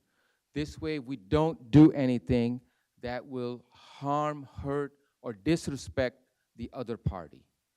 I will conclude with my remarks again. I will be here. I would like to speak with IBA president and either current, I'm told, the councilman is the current VP, or ex-VP, so we can open that dialogue. As it has been said before, let's figure out a way how to move forward. A small apology goes a long way. We all make mistakes. Let's try to correct it. Let's move forward. Thank you for your time. And we spoke right there. First-time speakers only. All the first-time speakers are done? Okay. The first-time speaker, Nick, you spoke already? No, okay, first-time speaker. No, you spoke on the resolutions, I think, on the resolutions. Resolutions. Yeah, resolutions he spoke. Different. Good afternoon, or good evening. Nick Fagan, 42 Edgewood Circle. I recognize you have the floor. Thank you, Council President. Hey, I was looking, and I don't fully understand this, and I didn't fully understand it before as well, but I've learned a lot, and I appreciate that, and I also appreciate the council members that have come out and said things about diversity, and that makes sense to me as what I've learned as a kid and as an adult. But I'm looking at IBA's objectives on their website, and they say, protect the civil rights of the Indian American and other minority communities. And it doesn't sound like that's what's happening. So I may not know a whole lot about what's going on, but it sure doesn't sound to me like that's what's happening. And if you can't even apologize for something that you've offended a whole bunch of people about, that's probably not a good thing. I know also that, right, we have the right as Americans and through the First Amendment to march and to speak and to say pretty much anything we want. And we can say some pretty stupid things too. But we also, here in America, get held accountable for those stupid things when we say them. So if somebody marches a hangman's noose down our 4th of July parade, I would expect that our council and all of our council members and our mayor would come out against that organizer and speak out about how that's not cool and not what we want in Edison. So that's all I have to say about that.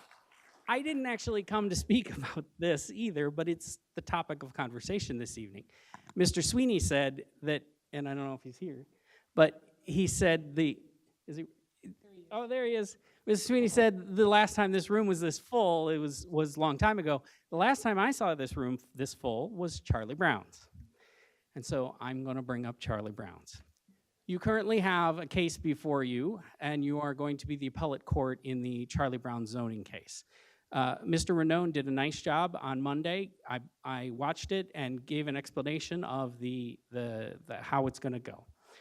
What I'd like to know from Mr. Chairman, and I apologize that this is not the topic of the evening, but a whole nother topic, but I would like to know from Council President if you are going to recuse yourself from the proceedings of the Charlie Brown appeal. And if you can choose to answer, and you've been clear with me before, Mr. Attorney, that the council member does not have to answer, but your non-answer speaks a million words. I'll speak to our attorney. I'm not recusing myself at this time. There's no reason I need to. You're not recusing yourself at this time. Well, I would like to let the public know that Mr. Coyle has taken $21,000 from Mr. Markham and Mr. Markham's associates, Mr. Roshansky, and Mr. Roshansky's associates, Mr. Roshansky's law firm, the law firm of the Links at Edison LLC, Mr. Lombardi and Lombardi. And you've taken $21,000 in the last 2 election cycles, in 2016 and 2019, from Mr. Roshansky, Mr. Roshansky's wife, Mr. Roshansky's mother, and Mr. Roshansky's father-in-law. You've taken the maximum from them. And so I would ask you, Mr. Council President, that you need to recuse yourself because you are connected to this developer, and you need to recuse yourself from the proceedings.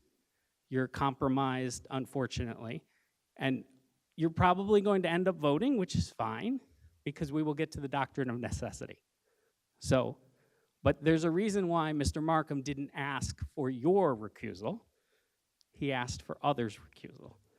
He knows that you support him, and that it goes both ways. So, Mr. President, I would ask that you recuse yourself from the Charlie Brown matter and announce that soon. Thank you. Thank you.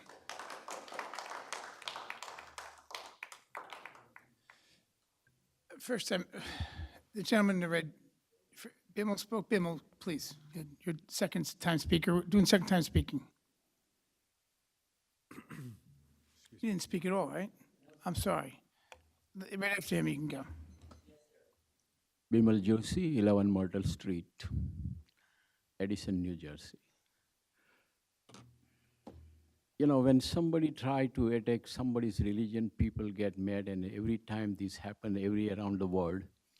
Today, whatever is happening in Edison, and you know, we live as in one community, and a lot of people came from outside, and that's why when I looked at the last council meeting, and then I realized that there is something going on. However, this is our town, and you are elected leaders, and the people from the community has to sit together and resolve this issue very peacefully. So this kind of thing should not happen, and every now and then we should not come to the council and fight. You are wrong and you are wrong. If you blame me, yes, I'm going to blame you. If you shout at my religion, if you say something about my religion, yes, I'm going to do it. We don't say bad about your leader, and I don't accept something wrong like that. However, I request the council and the mayor of this town that we should resolve this issue very peacefully. Like my other friend said, that we should have a fair representation in Human Relations Commission in our town, so everybody can sit together and try to resolve this issue. And once again, I want to thank Mayor Sam Joshi and council about the Swell Park. You know, it's a very nice community park, and the things, whatever is happening in there, that's a very good job. Thank you. Thank you, Bimmel. Christo. I'll get you right at this. Christo, second time speaker. I changed my mind. Here you can go. Are you going to go up or not? Here. It's just the always. And if you any comments, Chris, please come to the chair. Absolutely. Am I recognized? This is a rebuttal. I understand that. Am I recognized? Your name and address. Krista, am I recognized? Just for the record, you're running for the Board of Ed. We have a public record of your address. You're recognized. Is that a threat? I'm just telling you, we have a public record. Everybody else has to say their address. I feel that's a threat. I feel Everybody in this room has to say their address. It's my choice to let you speak without your address. I have your address and phone number. May I You continue? should give your address. I have your phone number and address. May I continue too? You can continue. Okay. You have the floor. If people think it's okay to present bulldozers to knock down Muslim buildings, what are we going to promote next? A shooting? We got domestic terrorism all across America, and what if some kid in elementary school says, "Oh, my whole community's supporting this"? Next time it's not a bulldozer. Next time they go out, get an AK-47 and shoot everybody up. That's something to take into consideration. Every time a Muslim person came up here to speak, and only when a Muslim person came up here to speak, certain members of the community were recording them. Why? So they can be identified and retaliated against later?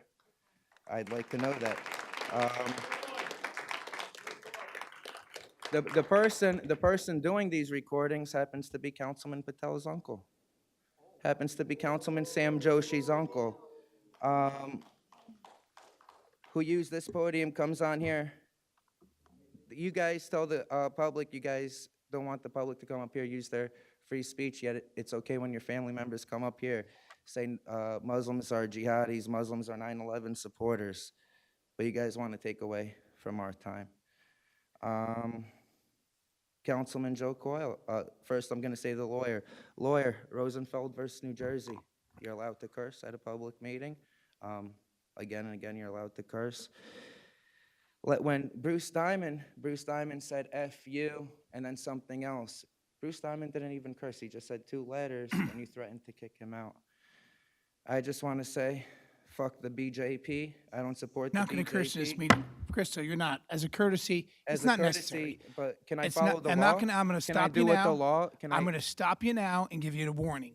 You're not going to curse in this meeting with students in Rather this than meeting. give me a warning, I'm going to give you one warning. Can you to enforce just my rights? Continue to speak. It's not necessary for you to curse. Rather than give me a lawyer, rather than give me a warning, would you like to enforce my rights, my civil rights that you took an oath to uphold and protect, as You're- well this as is a every other rebuttal. council member? Would you like to? This is a rebuttal. You're not using it as a rebuttal. So you have 2 choices. Absolutely. You can Somebody sit down. said they support the You can BJP. sit down, I'll call the next And in my speaker. rebuttal, I'm saying, no, I don't support the BJP. Fuck the BJP. Why is that not allowed? Listen, there's kids here. I don't want you I cursing. understand. In Rosenfeld As a versus New courtesy. Jersey, it said it doesn't matter if children are present at the meeting, cursing is allowed. Here, these are the same people that wanted, their Democratic Party wants to teach anal sex to the children, yet when a grown-up comes to public meeting and says, please, don't teach the children about this perverted curriculum, you point your fingers at us and say, we're the crazy ones. So, Councilman, how much time do I have left? 3 seconds.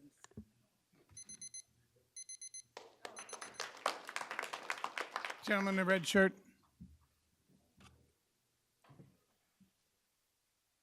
Thank you, Taha Sheikh, 507 Yasko Drive.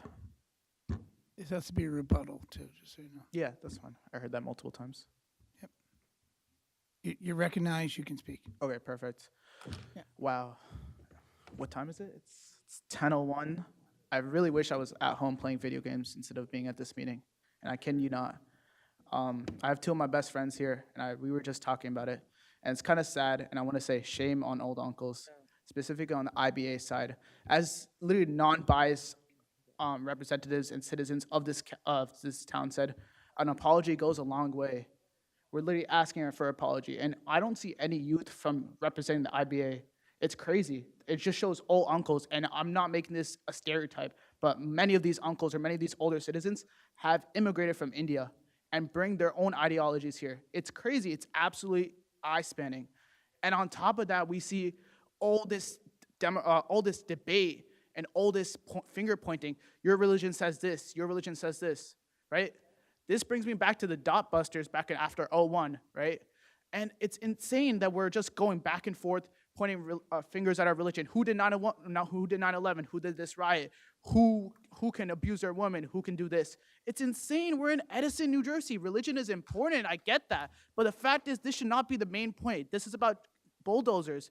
And as a Model United Nations representative, the first thing I teach my kids is architecture, also transportation, right? The first thing I teach them in specific committees is about destruction of minority groups.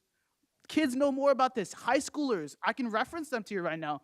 And on top of this, I want to reference that they know more about bulldozers. They know about this.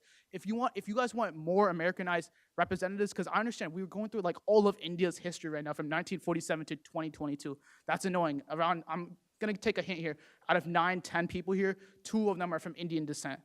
A lot of names are very ethnic, and I'm gonna say that's kind of confusing for you guys. Let's take examples otherwise, right? Kristallnacht, it's the night of broken glass. And when the Nazis and the Third Reich destroyed Jewish villages, when they took 30,000 men out of their villages into concentration camps, what did they use? They didn't use machinery. They used specific machinery. They didn't use bulldozers. They burnt the villages. They destroyed the villages. It's named Night of Broken Glass for a reason, right? There's so many examples. The Nakba, and after Israel took over Palestine occupied territory, they used bulldozers. There's so many examples, right? But the fact is that we're all divided on this. We need to go forward from this. We've pointed fingers at each other far too long, right? And I want to specifically mention that we need an apology and we need to move forward from this. And you talked about human relationships and oversight committee. I think as a youth, personally, I would like youth to be involved in this. The future, we say, let there be light in Edison, right? Even Thomas Edison said, the future is our youth. We need our youth in this. We need youth representatives in these oversight committees, in these human relationship committees, to give their perspective. Because frankly, I speak a lot of people who immigrated here with their own ideologies, spitting their hatred here. And that's what we see right here. Your time is up. Thank you. You leave your name and number with the clerk. Leave your name and number with the clerk.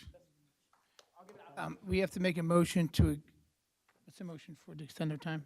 Extend the time. Extend it, it's now 10 o'clock, we have extended time to go past 10 o'clock. Have a motion? Have a motion? Motion Sorry, to we're extend just- the time. Yes, for can I have a half an second, hour. please? Second. Second. He said a half hour. Okay, we're in 30 Half minutes. hour. 30 minutes. For 30 minutes, we're doing Yes. 30 minutes. DJ, right? Just, I know everybody has some rebuttals, and it's important, and I think this has been a fair discussion so far, and we have respected each other to speak. If you are coming up for rebuttal, if you can be brief and stick to topic and make sure it's a rebuttal, we do appreciate it for those who are listening and want to see this meeting complete, and for those who want to get up to speak. First-time speaker, you can come up. Take a vote on that, John. I need to take a vote on it? I'm sorry. Yeah, you have to take the vote. Madam Clerk, roll call on the extension, had a motion, and we had a second. Okay, AJ made the motion. Ship Freeman, second. Roll call. Councilmember Brescher. Yes. Yes. Councilmember Coyle. Yes. Councilmember Harris. Yes. Councilmember Patel. Yes. Councilmember Patil. Yes. Councilmember Pointer. Yes. Councilmember Ship Freeman. Yes. Half hour.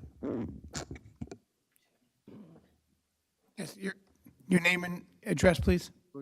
So you guys are taking a recess? No, we did a motion to extend the 30 time. minutes. Oh, okay. Yeah, okay. Cool, Yeah, all we're right. motion extended. AJ Benz, Edison, New Jersey. You have the floor. Thank you, Council President. Well, ladies and gentlemen, I heard a lot. Wish I was here here earlier, but I had a Fortnite tournament, by the way. Solo Hype Cup, kind of placed in 642 place, top 2, one of the best under 1,000 Fortnite players to beat this tournament. That's why I was a little bit kind of late, but I heard everybody, to tell you the truth. No, I heard everybody. Heard all you guys. This, man, I wish I was here on Monday, but a lot of things has came up, but I want to make this, I don't know if I have 6 minutes or under 6 minutes, but here we go. The bat problem. One of the Wood Park, the Girl Scout troop, Eagle Scout, she was talking about something with the bat problem. I would like to get that informed and done as soon as possible. She also brought up a very valuable point, the recyclable problem. Now, your people are now like using recyclable as garbage and garbage as recyclable. What? You see this? I know this camera's pointing. You see this? Trash, recyclable. Let's pick up the trash and pick up the recyclable and put it into the right place so other people can't. We have so many garbage lands, waste at Raritan Center, where I see it, and they're cleaning on it and trying to. Let's just clean up what needs to be done. Garbage is garbage. Recyclable is recyclable. Okay. The Indian Independence Day bulldozer. That's just, I don't know. Krista wants to call it disgusting. Yeah, it's disgusting. For me personally, because I've been here for 30 years, and I never seen anything like this. This has to be a setup to start a big mess. Because if this bulldozer wasn't here, they wouldn't be here, to tell you the truth. Thank you. Thank you very much. One of the speakers said that it's wrong. We have American fabric in this country, and they just shredded it like it was Wonder Bread. They cut it off and like they give it to the wolves. That cannot be happening. This needs to be taken care of. This is not just hurt me, but it hurts everybody in this community. Been here for 30 years. People been here for more than 30 years, and they're sick and tired of it. Why is this bulldozer is in my township think it's okay. Someone, you know, what is that thing? There should be, what is it called? Repercussions for something like this. So if you've seen a bulldozer or something in a parade that was not authorized, doesn't matter if it was coming from anybody. It has to be checked out. We don't want the same thing happen to a Pakistan Day. Today is a very important day. It's independence of Ukraine.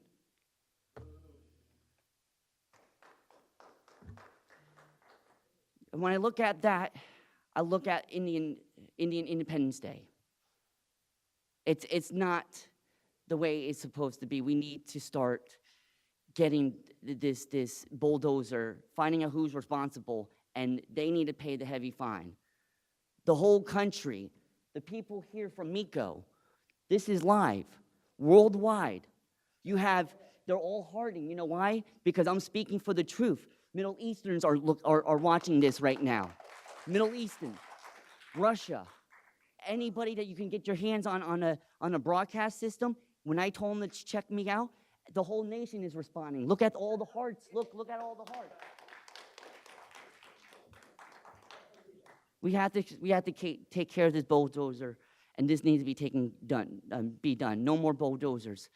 It hurts families. It hurts little kids. It hurts everybody.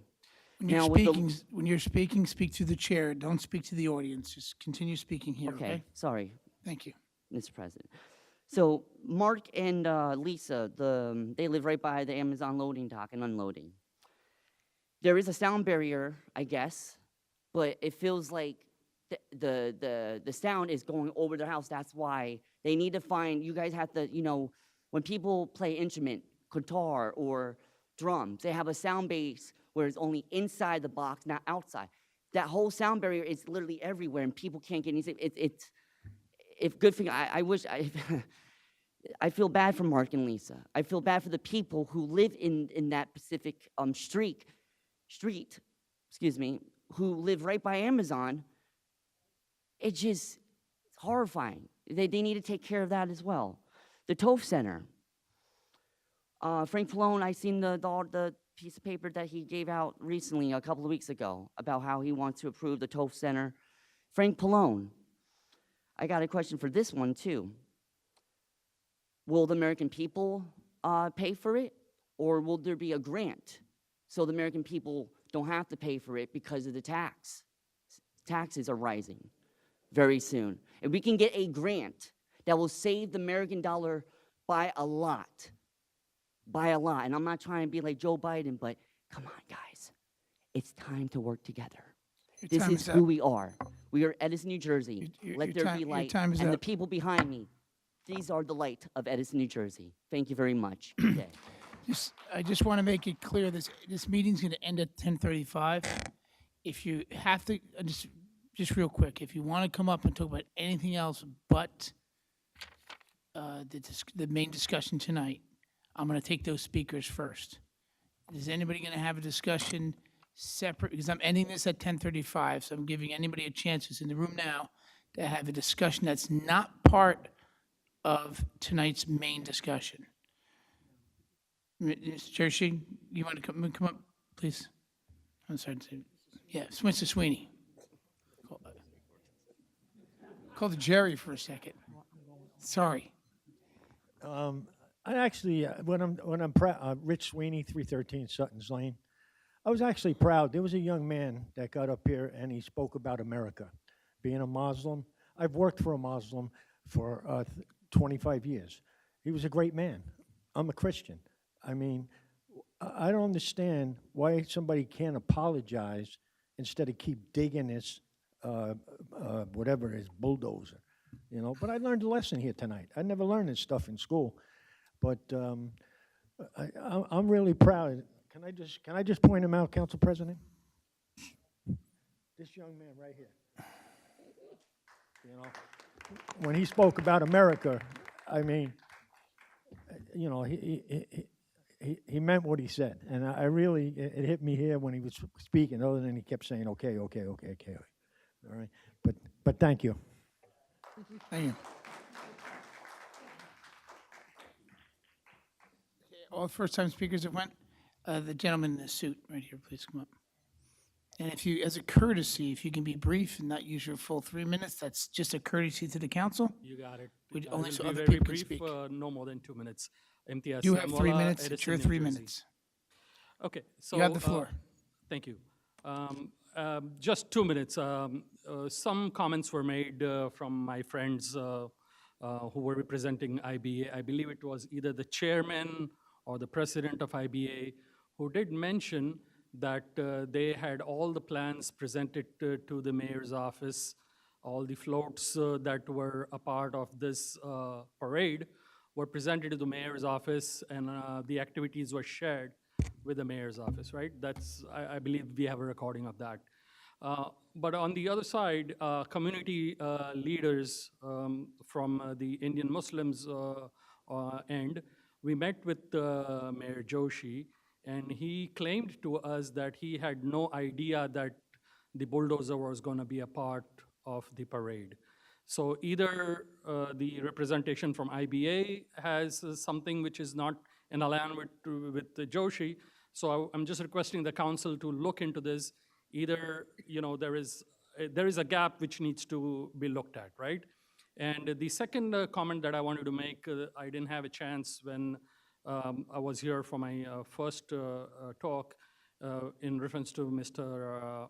Patil. I just learned in this meeting that he's connected with IBA. So when we were here on Monday, and he tried to water down the discussion, try to dilute it, should he have recused himself? Because this, in my opinion, is conflict of interest. He is representing an organization that he's a member of, and instead of giving us that clarity as members on Monday, he didn't come clean with that. So should he recuse himself from that comment and from making any comment tonight? Thank you.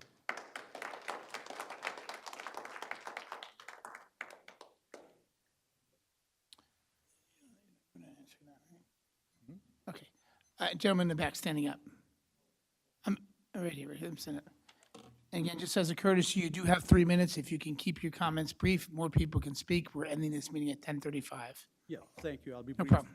First, I wanted to clarify and just wanted to assure the friends here on the opposite side that, look, when I said about Hindutva, it is well academically established that it's a political ideology. It had nothing to do with Hindu religion. I have so many friends who are just as, I have so many Hindu friends. I probably have 90% of my friends that are Hindus, and I hang out with them all the time. And many of them are just as disgusted by this despicable act on August 14 as I am, because it's been incredibly insensitive to certain community who've been so much affected by what has been hambling in India. Just one, another thought. Because when I said it's premeditated, when they did this all, Sambit Patra, the Grand Marshal, he's the spokesperson of the national party, ruling party. He's not a small guy that you're just parading there. You're not celebrating the heritage of India by parading a bulldozer. You're not basically talking about the development prosperity, like I said earlier. But they brought someone who is a hate monger, who is so powerful, of the most powerful party in India, because I know what is permeated in the community. The friends that I've been with for 10, for 15, 20 years, they tell me that I can't be Indian because I'm converted, even though my generations, they don't even have a concept or knowledge about history.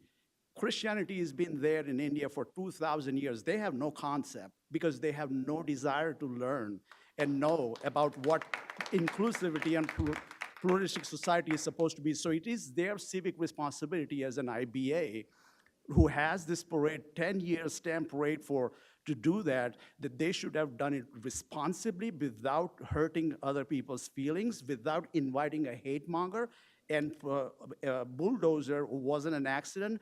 They specifically brought to demean and take the dignity away from people who are being so oppressed in India under this new government for the past 6, 8 years. And I don't hold my breath that they're going to apologize, because they did design, and I think that the grander idea behind this is some kind of conspiracy to continue to spread the propaganda. Otherwise, they wouldn't bring one of the most powerful guy in India here. And why would he come to a parade in a small town in New Jersey? There is something going on. That is what you folks supposed to look into and see whether or not they deserve to do the parade and under what conditions. I'm not saying the parade should go away, because Muslims and Christians and Sikhs and everybody should be represented. But if it is, I'm not just not. Time is gonna up, drop sir. it. Yeah, thank you. Next speaker, in the green, sir. Please come. If you can, we have 15 minutes left. If you can yield any of your time, it's appreciated. We may be able to speak 10 speakers in. So Thank you. if you yield some of your time, but that's up Thank you, to Chairman Joe Coyle. As you know, I work for the community, right? I'm not here to take sides. I want to commend you all for spending hours and hours listening to this story, right? We had seniors who were waiting here, okay, to have their problem solved, okay? When I was looking at what the seniors had to say, I was literally in tears. I'm here to tell you and appreciate for what you have done today, okay? And I do not think you had to do it. You could still close it like how zoning board closes it when they want to, right? It's our pleasure. You're here to speak. Yeah, so I want to start with that, right? The second thing is, looking at all the issues, right? What we need to look at is Edison being Edison, which is very special, right? I mean, I have friends in other towns. I do community service, right? So I know. So I think it would really good to think about whenever a public parade happens, if you can, get in advance what's going to be, shown there, showcased there, it'll help. Because it's not only the Indian parade. In Pakistan parade, like I emailed you, right? There have been instances, right, of hatred. And there have been videos going live of one of the organizers of the Pakistani parade talking about jihad, okay? So we cannot, as being a citizen of United States of America, we cannot take sides, okay? We have to do what is right. And I presume you will do what is right. And I really want to thank you all for what you have done today, okay? And I do not think any other council in New Jersey would have done what you have done today, okay? Thank you. Thank you. Next speaker, gentleman against the wall. Again, as a courtesy, if you can yield some of your time, you do have 3 minutes. You do have to be on a rebuttal. It must be a rebuttal. Sure. I think, as I said earlier, I am from South India. We never voted for BJP, and BJP will never win in my place. But, as I said, please limit to the division of nation. If you have problem with the government, blame them. People blame Trump all the time. I don't care. I still vote for him. At the same time, bring the nationality disputes to the nationality. Don't bring people from South Brunswick, other people try to throw mud on Hinduism. Hinduism is not something to do with the party. If Hindus are voting for that party, they should have been ruling the India for the last 75 years, but they're not. They're just ruling for the last 12 years or 8 years, now and before some 5 years. All I'm trying to say that is even when I came to this one, I was actually objecting any statements or any symbol that actually hurts the feelings of others. But my feelings were hurt when they started talking about Hindu terrorism, when they started talking about God says, Gandhis, and all that stuff. Limit, strict to that parade, strict to that. Our Pakistan parade, strict to that. Don't hurt my religious feelings just to showcase that your religious feelings are superior. I think that should be stopped. And if somebody wants to talk about terrorism, all I can tell you is India never breed terrorism, never exported terrorism, and America is being, impacted country because of terrorism. I think we all hate terrorism and talk about that terrorism or talk about a specific instance, but don't make a mountain out of a mole and try to respect other religious statements. The way that one or two people, not all of them, what they said as devising, so 95% of Indians are supportive of not having any hatred speech. Thank you for your time. So today, Thank you I'm very telling you that much. we'll be against that. Thank you. Thank you very much. Next speaker in the back, gentleman, second-time speaker. Again, as a courtesy, you have 3 minutes, but if you can yield any time to other speakers, we do appreciate that. I certainly hope to do that. Thank you so much. Thank you for staying late, guys. I too had a long day. Left Manhattan, came here, haven't had dinner yet, and then got to be back in office in less than 12 hours. So make this quick. I'm here because it's important. I think some of the folks are still not understanding the issue. It's not about a bulldozer or a helicopter. It's about what it symbolizes, right? If helicopters offend people, my request is please don't bring them to a parade. Simple as that, right? Please don't justify bringing terrorism into this and all these things that we're bringing. Just apologize and ensure that this type of things doesn't happen again. That's it. Simple as that, right? So I do have a question, and I wasn't aware of this before, and I believe a gentleman just addressed it as well, that one of the council members is directly linked with IBA. Isn't that a conflict of interest? And should they not recuse themselves? I mean, that's something I think that should be considered. For those who are recording, let me make it easier for you. I think this whole thing is being recorded and available on YouTube, and I think they do a much better job than we can with our cell phones. So, and I just want to say one thing. Look, when people ask me where I live, and I meet them, and they ask me where I live, I tell them I live in a very famous place. It's in a town called Edison, where the light bulb was invented. Okay, even behind you, it says, "Let there be light." So let's not bring this darkness into this from other places. Thank you. Thank you.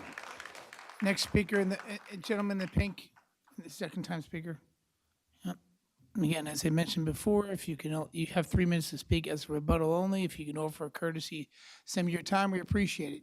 Nausher Ahmed, 8 Maida Road, Dr. Nausher Ahmed, 8 Maida Road, Edison, New Jersey. You have the floor. Just want a few comments. Like some gentlemen said that I'm from South India. It's nothing with South India, and it's nothing with Hinduism. It's Hindutva ideology is the problem. And 35–40% people are Hindutva ideology following that, and they're nothing to do with the South India. Even South India, Karnataka is being ruled by BJP, which is in South America. I mean, South India, and there also their mosques and churches being destroyed, churches being attacked by Bajrang Dal people, which is ideology of Hindutva, and people being beat up there. After they empty the church, they try to do puja to clean the church. So that's one thing. And we used to probably say we from India, the biggest democracy in the world, but nowadays it is the biggest dictatorship in the world. There's no freedom there. All the judges, police force, everybody is with Modi. Even though they're against him, they would dare not to say anything because they know they're going to lose their position. Next moment, they'll be gone. It happened to judge in Delhi when there was Delhi riot. When Trump was there, right after he left, there was Delhi riot, and the judge who took the action with the police, overnight he was transferred to Punjab. It's another state in West Punjab.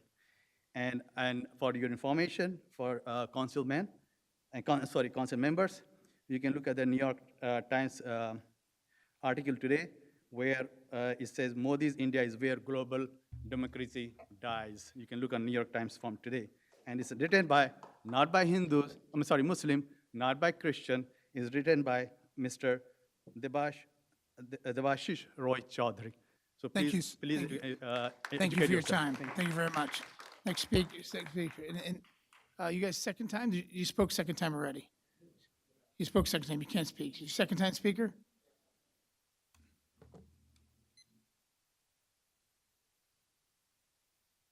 Ayaz Aslam from Roselle, New Jersey. Just want to go back, just want to clarify, I don't want this conversation to be taken as religious, differences.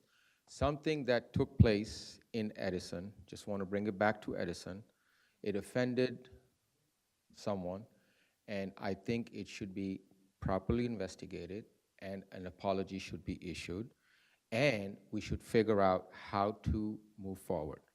Sam Khan's name was mentioned a few times in the past. Okay, it's not about Sam Khan, it's not jihadism, it's all about how Edison can come together, move forward. And my question to this team is, what will you do to move Edison forward? At what point we will get that?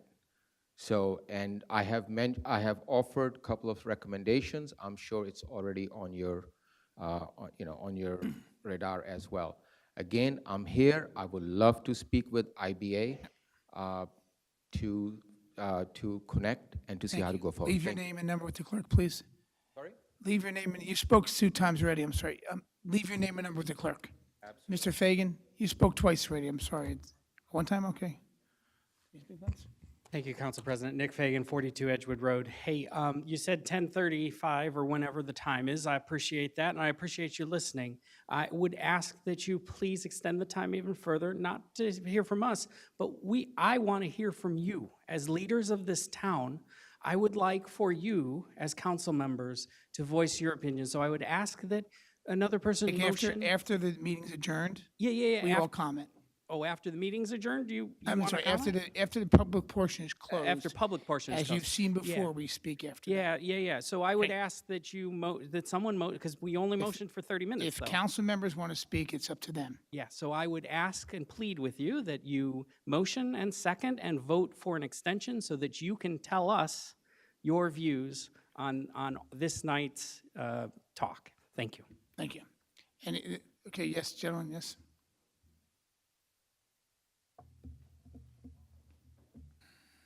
Good evening, Chairs. Anwar Syed, 18 Dogwood Drive, Edison, New Jersey. Again, I just want to, today in this evening, there is a lot of history, politics from all over the world is discussed. As a resident of Edison and then as a chair, it will be impossible or difficult to solve all these world problems. Our primary responsibility and focus should be is protecting the residents of this Edison. So what this country stands for, the greater values that need to be maintained, and the symbol of hate and destruction to a specific community need to be stopped now and going forward. Thank you. Thank you. Anybody else that we miss for second time speaker? Roberto only? Yes, go ahead.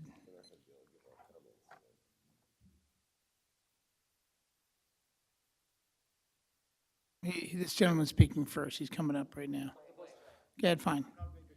It just has to be a rebuttal, and if you can choose not, if you Nadeem have, Syed, I you live please not repeat the same things that I been will not. discussed. You know what? That I would be have a helpful. lot about both the Yeah, no sides, problem. You have the and floor. I Your name? Noted. My name is Nadeem Syed, and I live in Edison, Grove Avenue. Okay, you have And the floor. I heard basically both the sides, and I have few points. Again, I have basically hear the word bulldozer a lot of time, and we know why it is used and what. It is not the bulldozer basically. It is basically the mindset behind it. So I have some suggestion, to you, like as council member, that do you have some kind of oversight that what is bring to this kind of events and not to do it, because it may hurt somebody also, like as bulldozer basically. You cannot excuse that you didn't have the means of transportation other than the bulldozer. It was a mindset. Second thing, I heard a lot of my, the Indian friends as well, and what I feel that is a lack of knowledge, lack of education. They brought, whatever the baggage they had in India, and they came here with all, I don't want to use the bad word. What I suggest at this point that we need to teach the people basically, they teach for the Indian ideology, the ideology of the Mahatma Gandhi, the ideology of non-violence, what is, harmony, what is love and peace, which was, Indian was known for these things for a few years back, but we don't see these kind of things, which is very disappointing. We need to teach these things. What we belong to India. It was the greatest country democratic country on earth. And we really feel sorry to hear this kind of things from these people. So they need to learn and, what India was.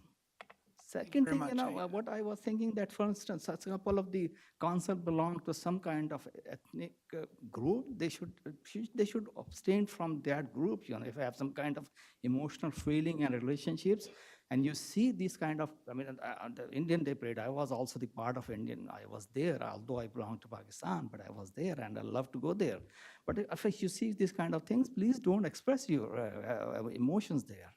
Thank you, sir. Leave your name and number with the clerk. We definitely. All right. And one thing give me one more. I think I have time. You have plenty of time, but we're repeating the same thing, sir. I have to ask you to offer your time. I had one more. We're repeating the same thing. Okay, We're ending the meeting in 2 minutes. All right. Thank you so much. We have 1 minute left. Okay, thank you, sir. It's last speaker. And please, if it has to be a rebuttal. Yes. AJ Benz, Edison, New Jersey. Well, ladies and gentlemen, it's been very interesting in the last, I guess, from 7 to 10:35. It's been a long night. You guys are tired. Now, tomorrow, when you guys come into the chamber building, you have a lot of thinking of doing, a lot of things that need to be done. Like I mentioned, bulldozer, the Tove Health Center, putting the sound barrier into Amazon. There's so much, just like the new traffic light in Warwick, Oak Tree Road. Even let's get approved the Hilton Hotel Bar liquor license as soon as possible. Let's start cracking down on the ISIL. None of this is a rebuttal. I don't mean to interrupt, but none of this is a rebuttal. If you can wrap up, please, as a courtesy. I guess if that's not a rebuttal, then I will You dismiss just- my time, and we thank you, appreciate everybody, that. and thank you, everybody here for joining. Thank Until you. We next appreciate your time. Thank You for allowing the courtesy. Okay, we, yes. Okay, we need to extend this time, we're going to adjourn the, I'd like to propose we keep this open for another hour. well, that's not going to happen, Mr. Brescher. I think we've done pretty good so far. I think everybody has repeated the same thing. Council President. Motion to extend for 10 minutes. I would say 15 minutes would be good enough because we have, Motion to extend for 15 somebody minutes. wants to ask the question, right? Okay. Motion Second. to extend the meeting for another 15 minutes. Second. Second. Madam Clerk, roll call. Councilmember Brusher. Yes. Councilmember Harris. Yes. Councilmember Patel. Yes. Councilmember Patil. Yes. Councilmember Pointer. Yes. Councilmember Freeman. 15 minutes, yes. Council President Coyle. Yes. Can we motion to adjourn the public portion? Close the Motion to public portion? close the public portion. Yes. Second. Second. That's Councilman Patil and Councilmember Harris. All in favor, say aye. Aye. Any nays? The public portion is closed. I just want to mention to the public, thank you for the courtesy allowing us to move this moving forward, and thank you for being courteous to each other the best we could to have a good discussion here. Council members, Council President? you have the floor, Council Thank member. you. I so appreciate having heard this very lengthy, rounded discussion, and I find myself being left with a mix of emotions. I'm inspired in many ways, but I'm inspired by everyone's passion and convictions. I'm disturbed by the finger pointing that people have talked about. I'm enlightened by many of the things that I'm learning. Many of you know, some of you don't know, by my day job, I'm a licensed clinical social worker. And so I work with a lot of couples, I work with a lot of families. And it often comes up where if I have a couple and one person says, I don't really see the problem here, or a family, I don't really see the problem. He/she is complaining about this, I don't see the problem. And what I tend to say to these people is, here's the thing. If one person in this couple or in this family feels there's a problem, then there's a problem. Even if you don't see it, there's a problem. And so some of the things that I've heard from people, I like some of these ideas. I'm all about building bridges. And so from here, if we can get to a point where there is an acknowledgement that if one side has felt that there's a problem from this bulldozer incident, at the other side can say, okay, let's talk about this. Let's see what we can do going forward.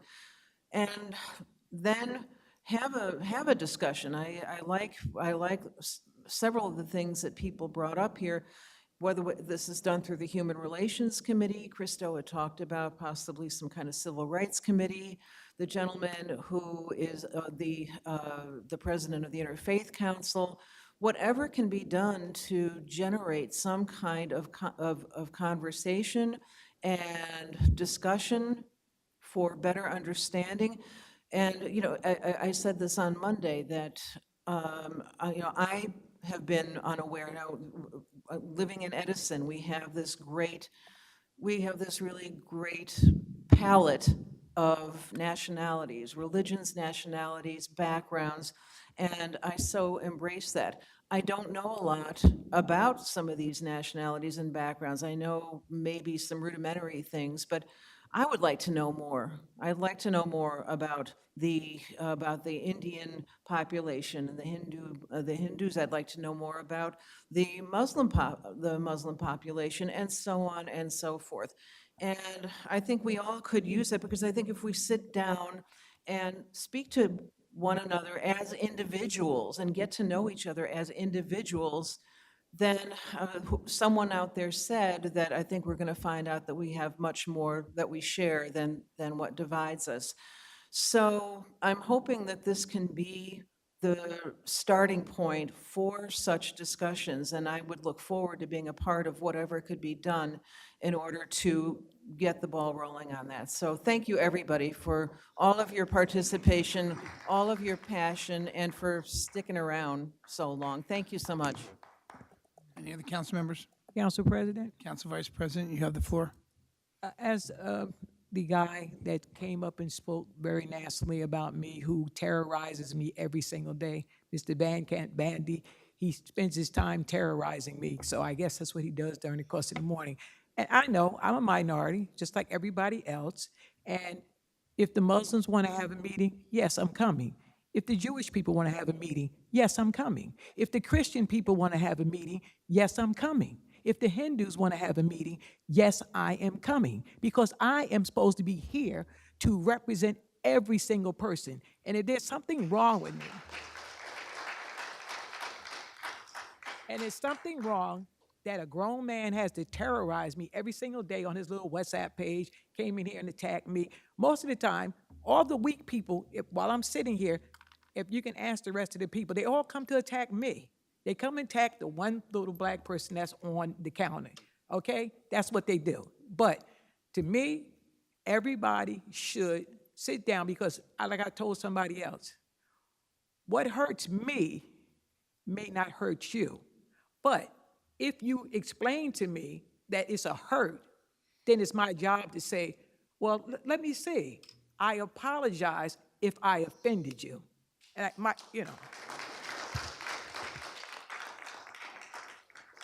like my grandmother used to say, who came here in 1929, okay, in Edison. That's how old my family is here, okay? She would not know this type of behavior, because my mother, who passed away at 90, happened to go through the whole Edison school system without being called the N-word or anything.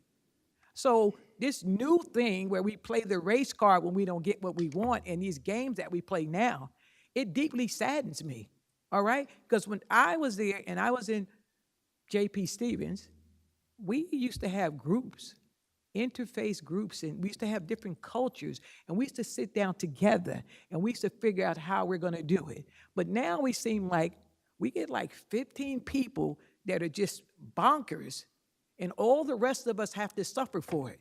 They put a bad name on religions. They put a bad name on whether it's IBA or not. It puts a bad name on everything, because the same 15 people are making everybody crazy and come out.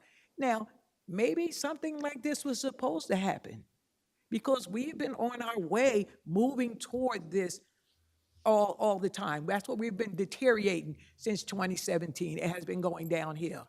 So maybe we, the one above, whatever you want to call them, whatever religion you are, maybe he's telling us, stop, stop. Stop and listen to your neighbor. Stop.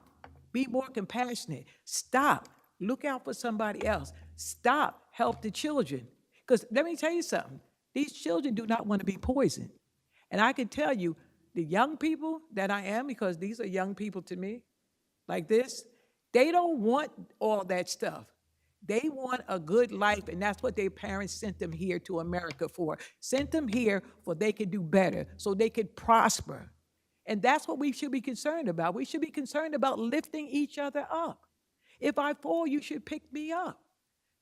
All this stuff going on and all this stuff continuously going on, for real, it's nauseating to me. And it's very hurtful to me because I don't like to see pain in other people. I just don't.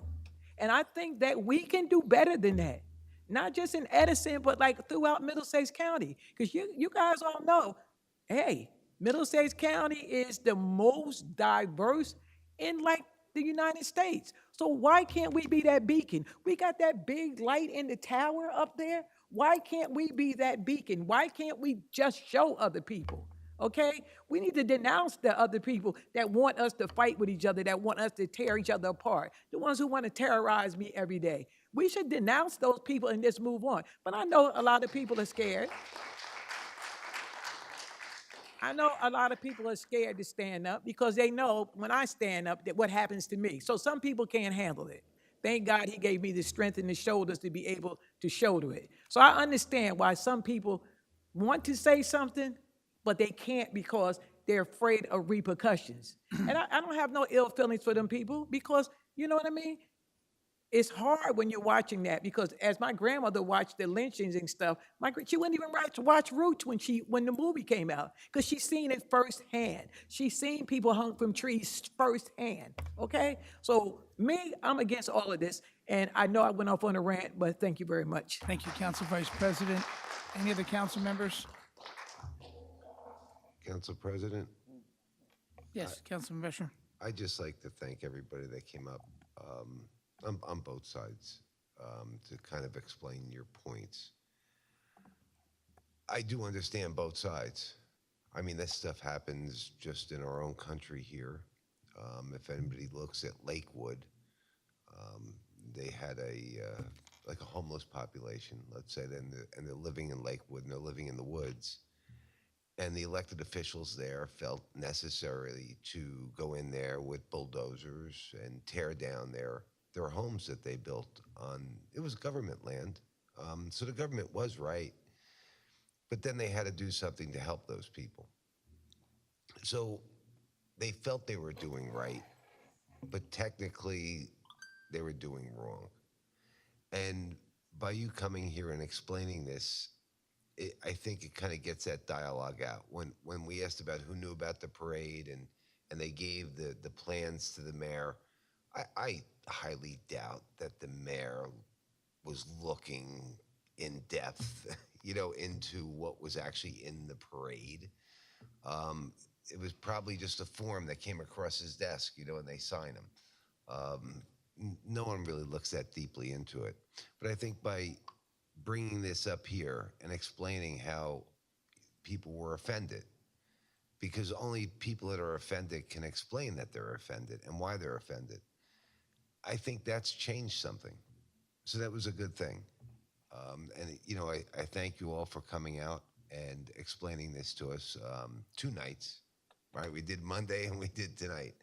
But I think it was needed, and I think it was a good thing, and it was a great dialogue, and I think it really kind of educated a lot of people here. I never would have known what a bulldozer was. I could tell you that a lot of my colleagues here wouldn't. Bulldozer, tank, whatever, we don't know, right? It's a parade. So I'd just like to tell everybody thank you again for coming out. Thank you, Councilman Brescher. Any of the council members who would like to make comments? Council President? Yes, Councilmember. First Keel, thing you I have the want floor. to, again, thank you everyone. We heard a lot, both the sides. I got educated more about the Indian history. I was very weak, by the way, and I don't basically follow a lot of things historically what happened, because I always believe moving forward, that's the right thing to do.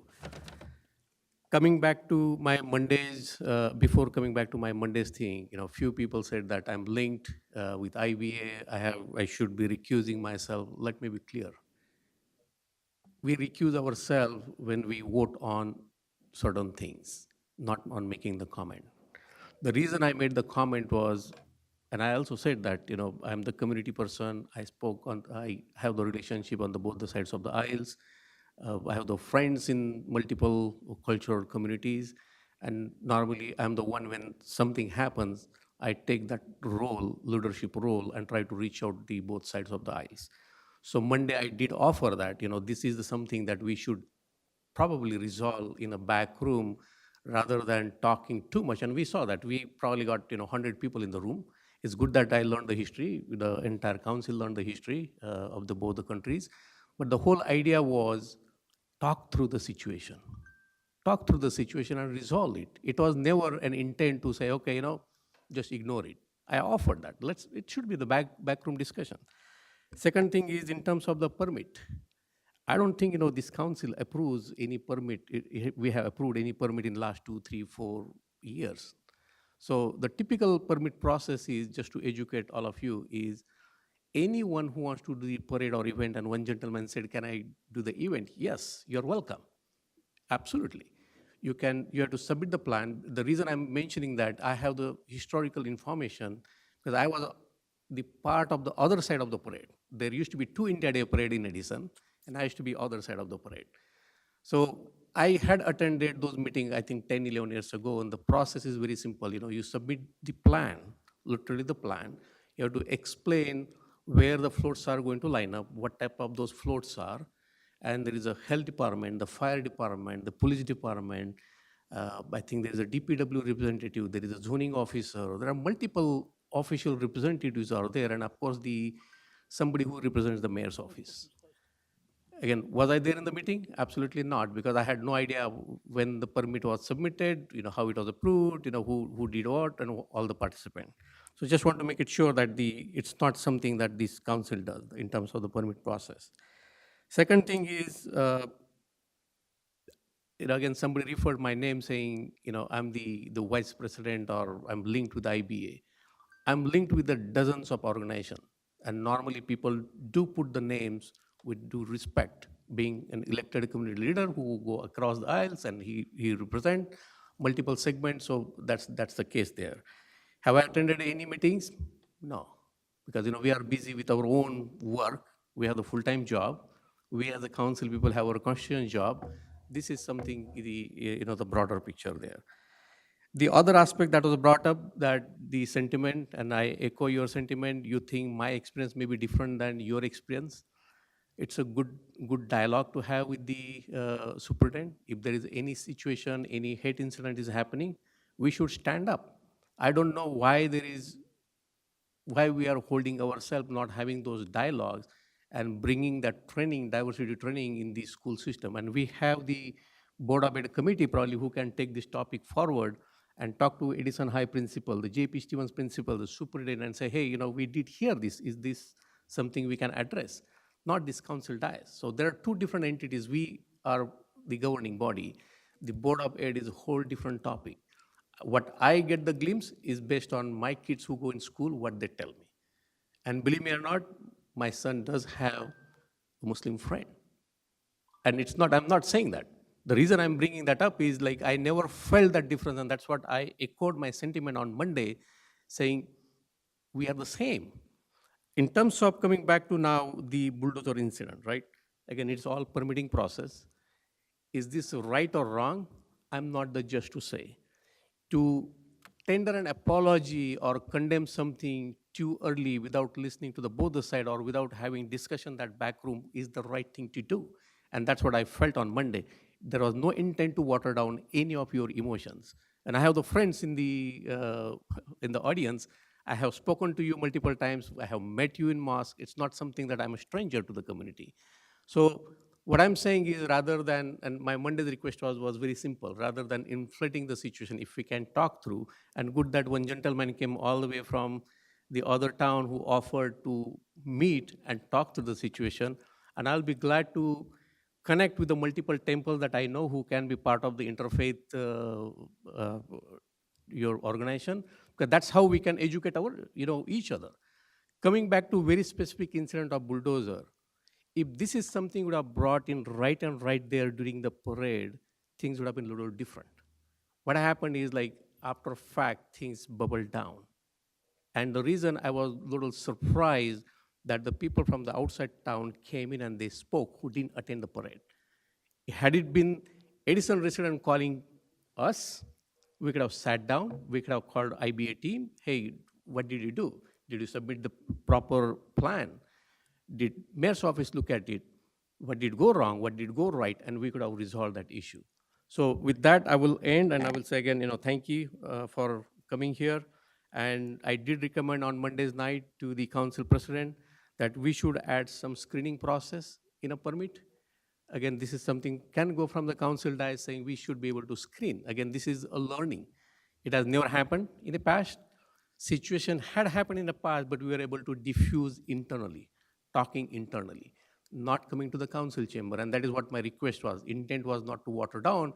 Intent was to resolve the issue with a dialogue. And as I said, I'm willing anytime. My phone number is available on the township website. Anytime you can reach out, anytime I'm available to speak on any of these documents. Again, thank you, Council President. Thank you, Councilmember Patel. Any other council members? Council President? Yes, Councilmember Patel. I want to first thank you all for coming. I think it's important to raise your voice when you feel insulted and when you feel like you're being oppressed. And if you don't speak up, no one will know. So thank you for coming. And I personally attended the India Day Parade. I am Indian and I am Hindu. And I attended the India Day Parade because I'm proud of my culture and I'm proud of my heritage. And I'm proud of the struggle that us Indians went through to get our independence. And like many of you said, I actually saw the bulldozer. I don't read Hindi. I saw the bulldozer and my first thought was, why is there a bulldozer here? Did they run out of floats? And that was my only thought. And I just passed it on. It wasn't until that you guys brought it up and how it offended you that it made me realize that it was a symbol. It was a symbol of hate, and it could be used as a symbol of oppression.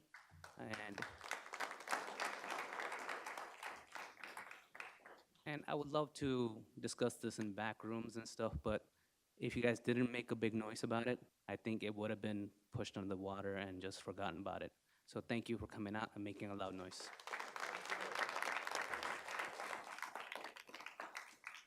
Did I get all the council members?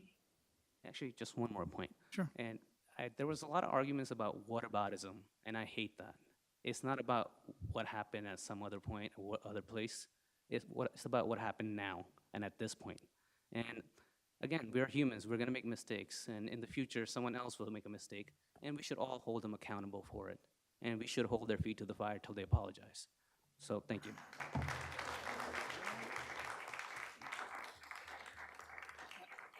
Thank you, council members.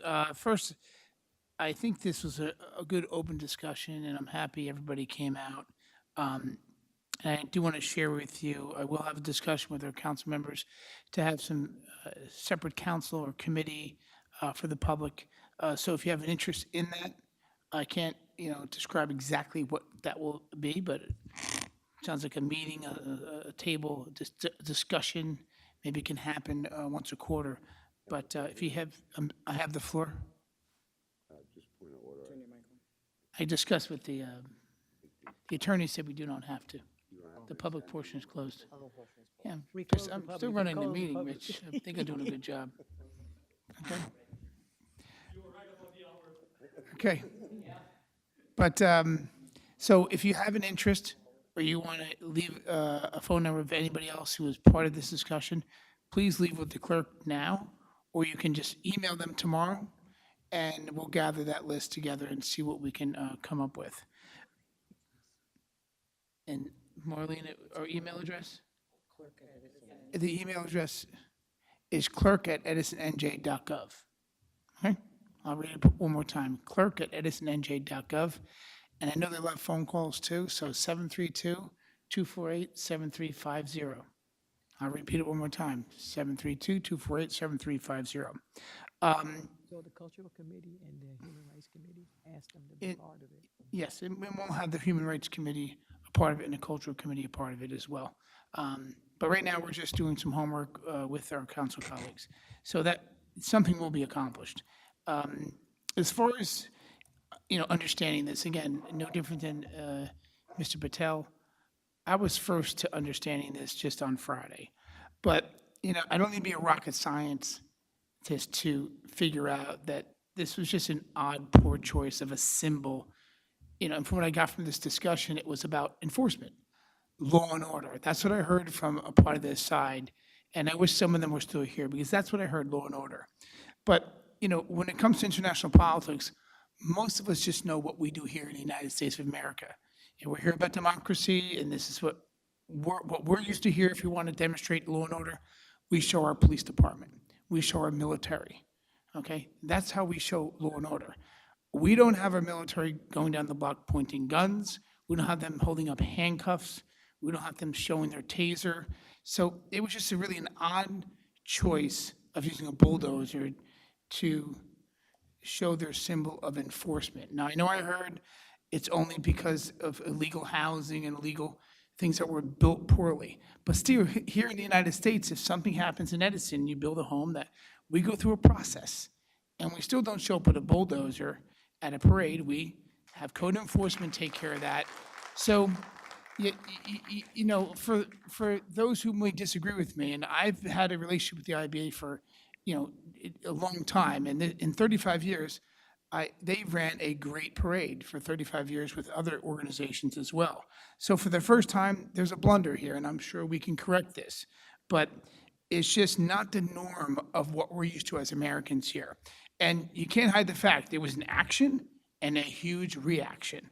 People didn't just show up here because they didn't feel there was something symbolic about this that offended them. So I hope some discussion comes together. I hope there is an apology, and we just come together as people. And I love our culture here.